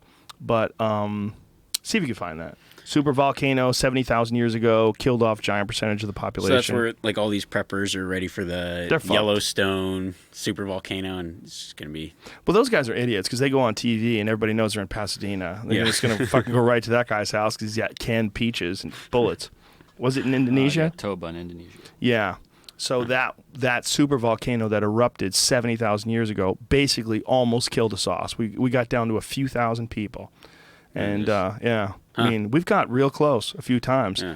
So 70,000 years ago, I mean, obviously people weren't that advanced, but whatever they did know, they got down to nothing. You know, you get down to 2,000 people. If there's 2,000 of us, it's a giant episode of Naked and Afraid. They're like, oh, remember back when I was your age, we actually had things. Yeah. I mean, all the shit that we have right now that we think of as cool, like televisions and all. I have the most retarded theory when it comes to all this stuff. I think that what we're essentially doing is preparing to give birth to an artificial life. That's what I think. I think that we're essentially like a technological cocoon, and that we're going to become some sort of an electronic, artificially created butterfly. That's what I think. I think that's one of the reasons why we have these inclinations towards materialism, because materialism feeds this desire to constantly innovate and continue to come up with newer, better shit. Like we were talking about with bows, like Cam Hanes' new bow. He doesn't need a bow. Killed 2 fucking grizzly bears. His bow's perfect. His bow's perfect, but Hoyt has to come up with a new bow every year. So they will make a bow that's even better than that bow, and it'll come out next year or this year. But this desire to constantly innovate and look for the biggest, bestest, newest, greatest, latest thing is what causes innovation. And that innovation will ultimately lead to artificial life. I just think it's inevitable. I think if you extrapolate, look at where everything's going, there's no way around it. And while that's going on, I'll still be in the mountains. Yeah, you'll be elk hunting. You'll be out there with a bugle. Like, yeah. Like, oh, there's robots that do stuff? Well, I'm still out here. Meanwhile, I mean, what's more fun? You know, is it more fun to play video games or elk hunt? Well, I've done both, and I'll tell you right now, elk hunting is way cooler. I think so. And when it's over, first of all, it's way cooler than a video game, and it's real. And when it's over, you get to eat. Yeah. It's good. Yeah. It's a good deal. Dude, when I shot that elk that's out there in the lobby, and it was walking up the hill, and I'm hiding behind a tree at full draw for like 30 seconds as it's walking up the hill, and I know that it's gonna be within 20 yards of me, and it's gonna be right there, and it's stomping, and it's 1,000 pounds, and it's screaming. Like, there's nothing like that. It's exciting, especially that close. It's like, and you feel like they're just gonna see, like they just look right through you. Oh yeah. Well, they're just so big. Yeah. They're so big. Especially, were you sitting on the ground? We were standing. I was standing. I was right. There's just 2 trees together, and there was like a little gap between them where you could see the elk coming up the hill, and we're like looking at him coming, and he was coming in hot, pissing all over himself, and just we got real lucky. Like we went out. We're at this place called Tejon Ranch, and when we went out on this trail, we got to this place where these elk were fighting. And they had just a couple males had got together, and they were like, fuck you, no fuck you, crash. And which was like some Jurassic Park shit. Because even if you have no desire to hunt, folks, I encourage you, around September, find somewhere, whether it's Colorado or Utah or California, anywhere where there's elk are, and just have someone take you out near them and just listen. That's crazy. It's so cool. They make the coolest sounds. And they're very vocal, very aggressive. Yeah. It's cool. Well, the sounds that they make, if you've never heard them before, Dude, that's pretty good. I recorded them. Hold on a second. Let me see if I can find it here. I've got a video where I recorded it. See if I can get some of them where you can hear it. The cows are cool. I mean, the cows even make a weird high-pitched... Yeah. You know? Yeah, that's weird too. Yeah. Like they're communicating with each other. It's a very strange animal, man. Here, I gotta play this.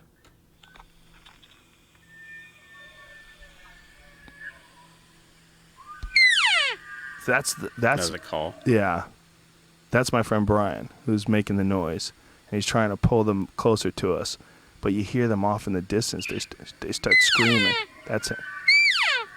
But that thing you hear in the background, that's elk screaming at each other. Yeah, bugling.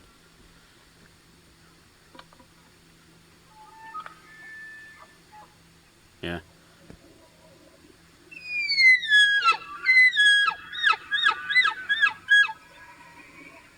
The loud one's fake. This one's real. I don't know where my best one is, but they make some weird. Those red deer, which are fairly related to elk, very similar, but they roar instead of bugle. Yeah, they sound like lions. Yeah, they sound like lions.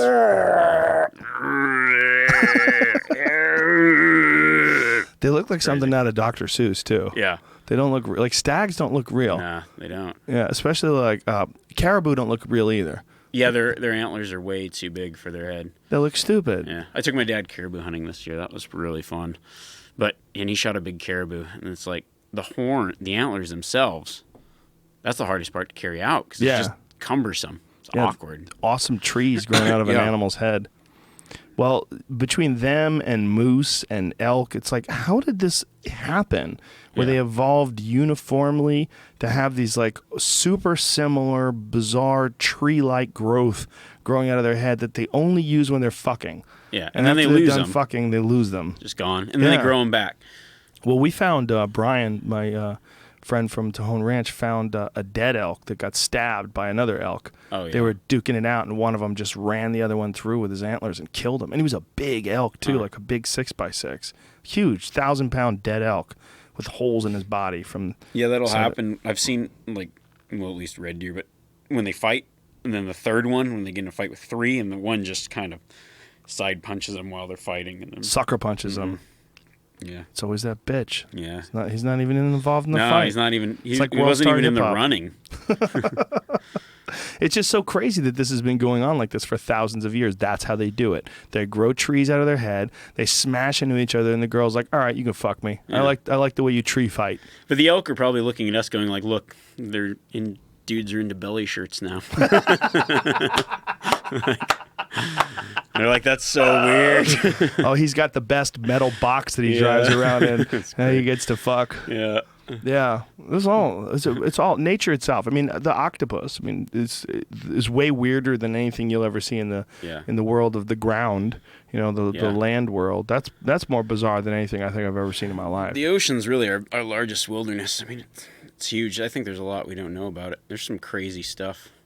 I think most of the stuff if it wasn't, that's the thing that I think about, like the Kraken. It's this legend, or Loch Ness Monster, Bigfoot, or whatever. And then once we identify it, it's just an octopus. Yeah. You know what I mean? If we didn't know octopus existed, and we're like, there's this animal in the ocean that shape shifts and changes colors and inks and can look like other animals and is really smart, and we give it some crazy name, and then we find it and it's just normal. It's like, once we identify it and it's a real thing, it becomes boring. It's like, an octopus. What is that? We have a weird desire to only chase the unknown. I don't know. That's a strange thing when it comes to nature. Like the discovery of new species it's a precedent above all. Like they've found a new frog, but at the end of the day, it's just a fucking frog. But even if it does the most amazing thing, we've never say the frog did the same thing the octopus does, changes its shape and color and everything. Yeah. After about a week, you're like, oh, it's a frog that changes color. Cool. Yeah. What's next? Oh, there's probably a monkey man out there. Yeah, if we found Bigfoot, that's what it would be. Yeah. If we actually found Bigfoot, it would be pretty cool. But we would just open up Bigfoot World right next to SeaWorld, and that would be You'd be over it. Yeah. You'd be like, oh, well, it's just a hairy monkey. And then we find out he's stupid. Yeah. He's not even as cool as orcas. And he orcas doesn't right even there. like Jack Link's beef jerky. Yeah, and he hates John Lithgow. Yeah. If he sees John Lithgow, he starts screaming, "Harry and the Hendersons is bullshit!" Yeah, that is the one disappointing thing about my friend Les Stroud, is that he's still looking for Bigfoot, doing that Survivor Man Bigfoot show. I I don't know. He believes in it, man. Well, I love that guy, but the guy he goes with, though, I think is crazy, fucking total bullshit artist. I got approached by a dude, and I was at some show somewhere doing like a trade show type thing. Guys like talking to me, like all serious about how he goes, and he had a business card too, which makes it real legit. He's like, I'm a squash hunter, and he's talking about the family groups, and he knows their intricacies, and he could show me, and he wants me to come out there and film it for solo hunt. And I was like, he's trying to fuck you. Yeah, I was like, dude, one, who's crazier? You that you either believe this bullshit, or you're just a straight up liar. In which case, that would make me an idiot. Yeah. For ever going out there. Well, there's a lot of crazy people out there for sure, but it's the romantic thing about Bigfoot. It's just so romantic to people. I had this guy tell me that it was a government conspiracy to hide Bigfoot because of the logging industry. He goes, think about it. Yeah. Think about it. They shut down the logging industry for a spotted owl. What do you think they would do if we found a giant monkey? Think about it. I just did. It makes no sense. Well, Brunello was talking about it on his podcast recently. He's like, "Where's the scat? Where's the shit? Where's the droppings?" No. Like Bigfoot would drop giant logs. You'd find it. My thought is, if I'm out in some wild places a lot. If I ever saw a Bigfoot, like I don't even know if I would care that much to tell anyone. I'd be like, "Oh, okay." That was cool. You would care. No, because you just be the crazy guy. Do you want to be that guy? I don't. I'm like, okay, well, it's there, whatever. I guess. True. Who cares? Yeah, you might want to just keep it to yourself. Yeah, whatever. But even if you told your friends, like, Remi's losing it. I think he fell on his head. I think what we think is he probably like fell on his head while he's out. Maybe a coconut. Maybe he got jacked by a coconut while he's out elk hunting. I like, my favorite is the people that they're just like walking. I thought I saw something over there, and then it wasn't there, so it was a Bigfoot. That's my favorite. I tell these people, I was alone once, and I thought I saw a wolf. Oh, yeah. For like 2 seconds, it was a squirrel. Yeah. It was a squirrel! I thought it was a wolf.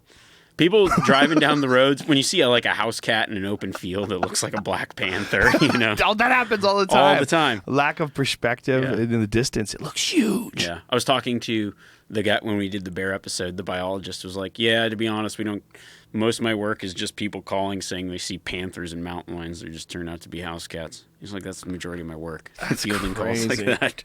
Well, they've done that in England, where they've spotted panthers in England, and they were trying to figure out what it is. And most people think that it was actually just cats, house cats. But you get a big fat house cat, and it's dark out, and you're shitting your pants because you're alone. Yeah, everything looks bigger. Spooky. Like I really did think this fucking squirrel was a wolf for just like a second or two.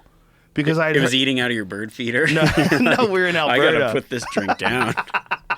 I gotta stop it with the meth. Yeah. We were in Alberta, and we knew that there was wolves in the area. There's a lot of wolves in the area. In fact, they started they hunt them quite a bit up there now, because they're having a lot of problems with them because they can't figure out what the real numbers are. Their grizzly problems are even bigger in Alberta.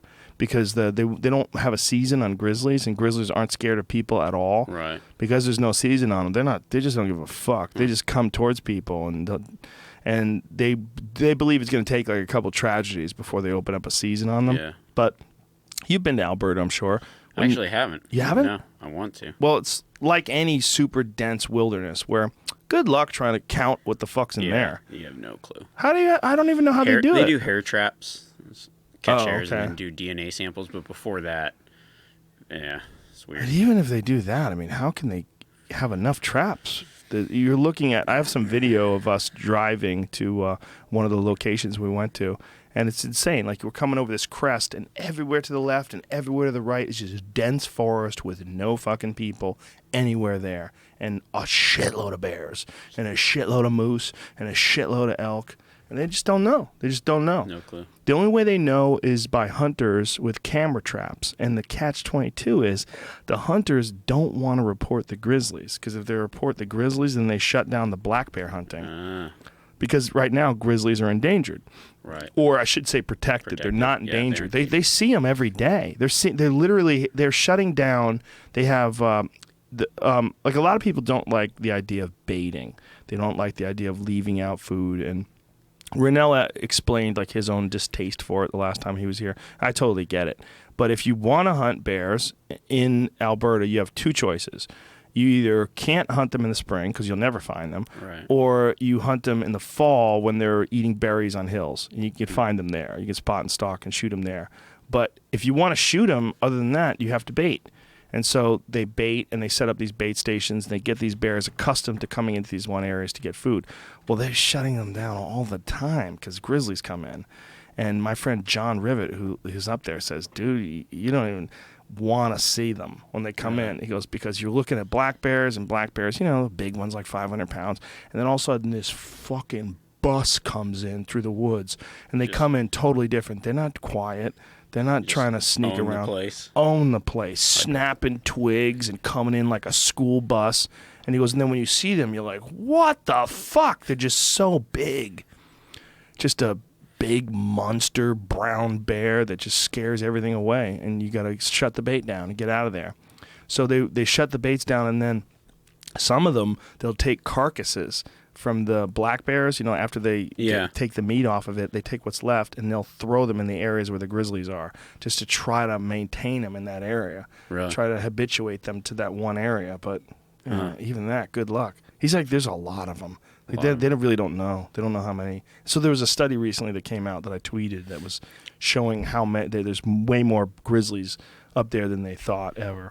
Yeah, the grizzlies are one of those things where they're kind of, their overall range is diminished, but the places they are, they're overpopulated. I would maybe not go as far as overpopulating, but they're getting there. Yeah. And they're pretty brazen. Like I know a lot of people that used to hunt certain areas, and they say the grizzlies have gotten so bad that they just don't hunt them anymore. And a lot of that I just take with a grain of salt, because I think some people just get overly spooked about things like that.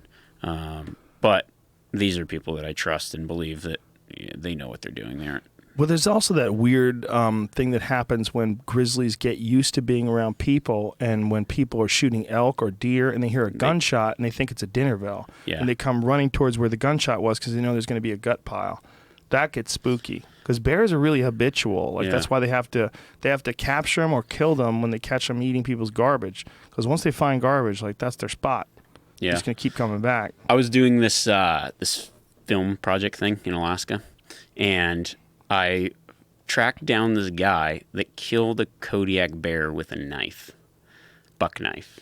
What? Yeah, it was a crazy story. Older guy too. His name was Gene Moe. There's been a ton of articles written about it in like Outdoor Life, and this was back.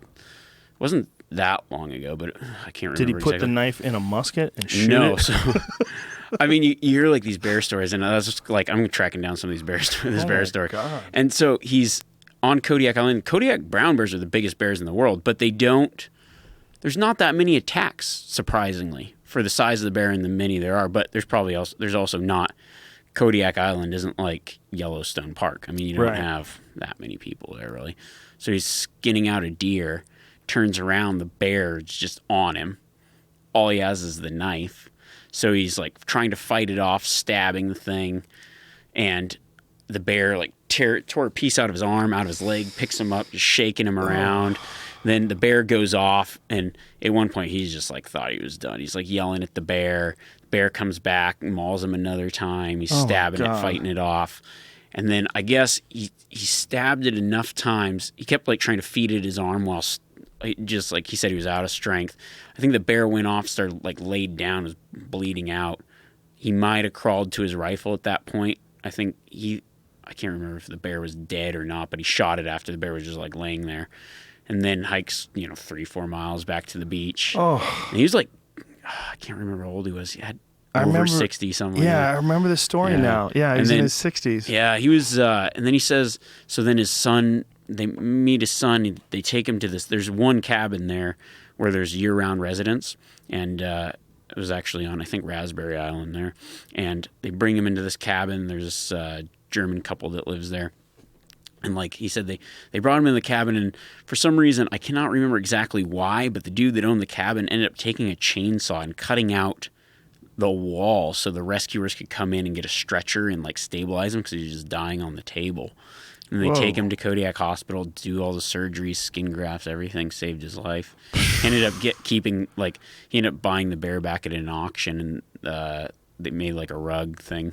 So they didn't give him the bear? No, because in Alaska, if you kill a bear without the proper tag, it's your responsibility to skin it out and like bring it in. So his son went back while he's in the hospital because you have to do it. So his son went back, skinned the bear out, turned it over to the Alaska Department, and then they like auction that stuff off or whatever. That's rude. Yeah, but he ended rude. up with the bear, and so it was kind of cool to see. Like you saw the bear, and then you saw the buck knife, and there's still like the bear's hair in the buck knife. Oh, he didn't clean it. No, he's got it right next to it on the wall. It was a cool experience. It was a cool experience hearing the story firsthand. Wow. Yeah, it was a pretty intense story as he was telling it.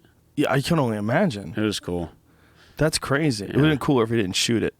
If he just buck knifed it. Yeah, that's what I think. But I mean, he did fend it off with the knife. Yeah, I guess. Well, it's amazing that it didn't get his head. You know. He must have been really smart with his arms. In his legs too, kicking and pushing. Oh, fucking Christ! God, there's just so when you see the head, like I've only seen a grizzly bear head a few times. But when I've never seen one of them in the wild, except for when I was a kid. Once I saw one in Yellowstone, but they would come up to people's car doors back then. People would feed them at Yellowstone from cars. They used to like. Yeah, yeah. Remember that? Yeah. So here's a sandwich. They would feed them, and they would like allow that for some strange reason. But I've seen skulls before, and when you see a skull and it's this wide. It's crazy. You know, when you think about that, and it's the mass of the thing, when you're just a giant eating machine, an enormous crushing eating machine. Oh, yeah. The thing that I always remember when I think about grizzly bears is there's this video of a bear chasing a moose, and chases the moose down, tackles it, and just starts eating it, gut first. And this moose is trying to get away, and this grizzly is just eating its guts. Just decides just to hold it down and start eating. You know, they didn't even bother killing it. It's like, I got you. Yeah. You're mine now. Well, the grizzly doesn't. Hey, the grizzly's not sad for it. He's like, he's stoked, you know. He's pumped. He is pumped, but it's just the brutality of what he's doing. You know, the holding this thing down. You've seen that video where the grizzly is killing a deer in this guy's yard. No. The deer screaming. Can you play it? Yeah, pull it up, Jamie. Deer in backyard, and it's a brown bear's got him, and it's screaming, just. And this bear's on its back and just fucking mauling it in this guy's yard, and the guy's looking out the back window like, oh fuck. The bear's thinking, why'd you put a yard here? Exactly. Yeah. Don't mad at me, dude. This is it right here. Look at that. Wow, that's intense. Yeah. And the bear, for people that are just listening to this, the bear's on top of it, just jacking its back and its neck, and it's screaming. And the kids are standing right there. Somebody's standing right there. Oh, my God. Mule deer. Yeah. It's a pretty big deer, too. Yeah. And not a big bear. No. It might even be a color phase, right? Yeah, it is. It's a black bear then? It's a black bear, yeah. Black bear. Not all black bears are black.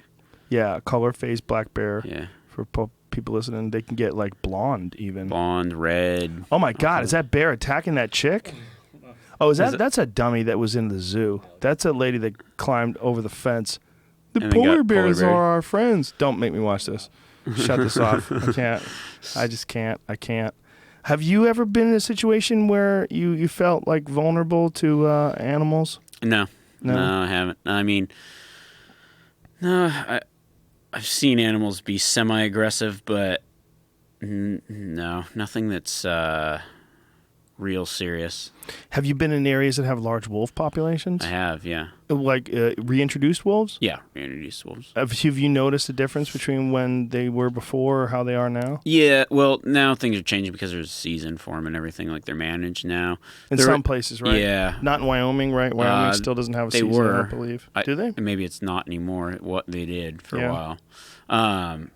I don't know. They keep changing it back and forth. But, yeah, I mean, there's definitely, in one of the areas that I grew up hunting and guiding and all that stuff, yeah, the wolf population exploded in there. But also the elk population exploded after a fire because there's a huge dynamic between forest fires and elk. Because this new growth? Yeah, new growth. They need that new growth. So one of the things that really hinders, and that's the thing that comes back to like humans regulating too much, is we like do fire prevention and try to prevent forest fires when huge forest fires increase populations. So there's a huge ebb and flow, and when we hinder that and try not to have fires, then animal populations decline, actually. So that's a huge thing too, but that's a whole nother topic. It is. Well, it's the micromanaging of some incredibly complex systems that we don't totally understand, like forest fires or like predators. Like we've tried to, keep predators away from certain types of prey to allow these animals to survive. And the weird thing about it is when you really look at the overall population of animals on this planet, the animals that have ever existed, 90-something% of everything that's ever existed is extinct. Yeah, and it probably will continue to be that way, I would imagine. Unless we keep fucking with it. Certain animals are just going to... There's some animals that will probably just go extinct. And, yeah, maybe humans had a huge part to do with it. And maybe others, I don't know if we did. Maybe they would have gone extinct anyways. I feel like the rhino's probably on the brink now. It's pretty close.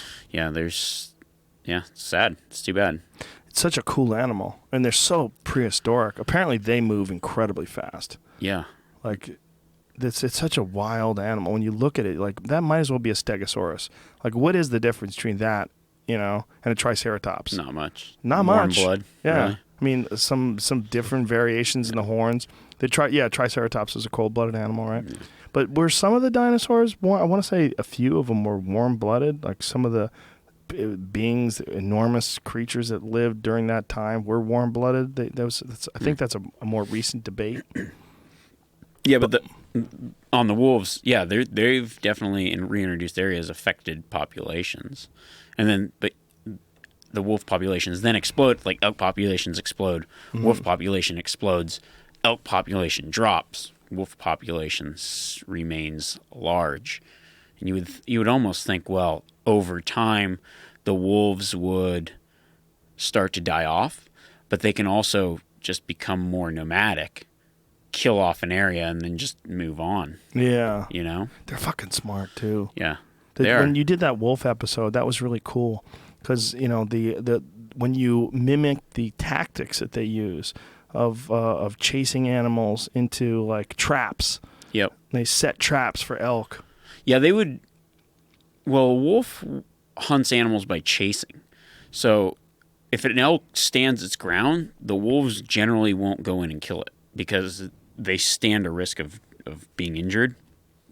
So they incite it to run. And as they get it on the run, then they can get it from the back end, slow it down, and kill it. And that's how they hunt.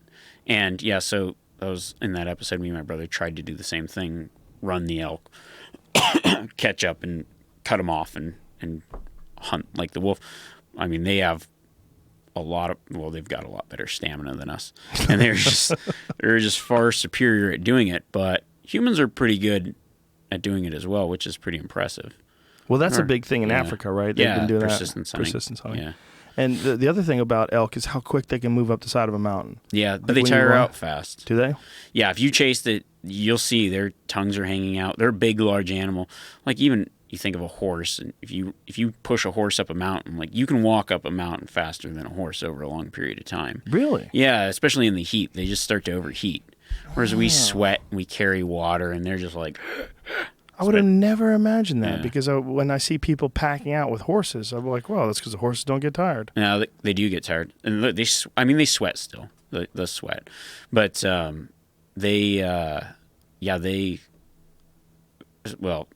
a horse can carry a lot more weight than us, and it's not on your back. Like the horse isn't complaining the next day. Yeah, exactly. He's like, yeah, this was fun. Dude, I like this. I'm fucking tired, man. Yeah. I just don't know how to say cut the shit. Yeah. He's like, he just tries, next time you go to round him up to pack, he's like, he's a little hard to get into the corral. Oh, do they get sore too? They must. Right? Oh, yeah, they get sore and they sweat. And you just don't push them either. Right. Like, you take it slow and walk and, yeah. We're about out of time. Is there anything else you want to add or let people know? There's another way to get your show, right? Yeah. It's not just watch it on television if they have that Verizon Fios problem. Yeah, if you got the Verizon Fios problem or you want, maybe saw an episode, missed an episode, you want it, I know where you can get it. You do? Yeah, I do. Ooh, you're a dealer. Yeah, it's An apexpredator.tv. Okay. Apex Predator. And so you can download, if you can buy the season or just single episodes. And last time I was on your podcast, I had a promo code and forgot to give it out. And there were 7 people who were ingenious enough to type in Rogan, and they got a huge deal. So there are 7 people. They figured it out. Yeah, there are just people that listen to there's 7 of them that listen to your podcast. And when they go to buy stuff, they type in your name, and it gets them sweet deals. So your name, you just type in Rogan, and there's like a promo code. Oh, though that's cool because we use that code for so many different sponsors. So you can use Rogan or JRE. Oh, beautiful. And I would need to pull. I think it's like it's a sweet discount. That's a cool website too. Who did your website? ZPZ. They know what the fuck they're doing. That's badass. Yeah, there's that's the intro. It's very playing cool. in the background. Very cool. And Solo Hunter, you're on some of those episodes. Tim Burnett is on the other ones, and that's on the Outdoor Channel as well. Yeah. And we've got those on VHX now too. Oh, are they really? Okay. I don't know if there's no promo codes, but okay. And they're free on YouTube. So yeah, then those are great too. Yeah. All right, Remi Warren, thanks a lot. Thank you very much. A lot of fun, brother. Yeah. All right, folks, we'll be back tomorrow with Daniele Bolelli. So we'll see you then. Much love. See ya.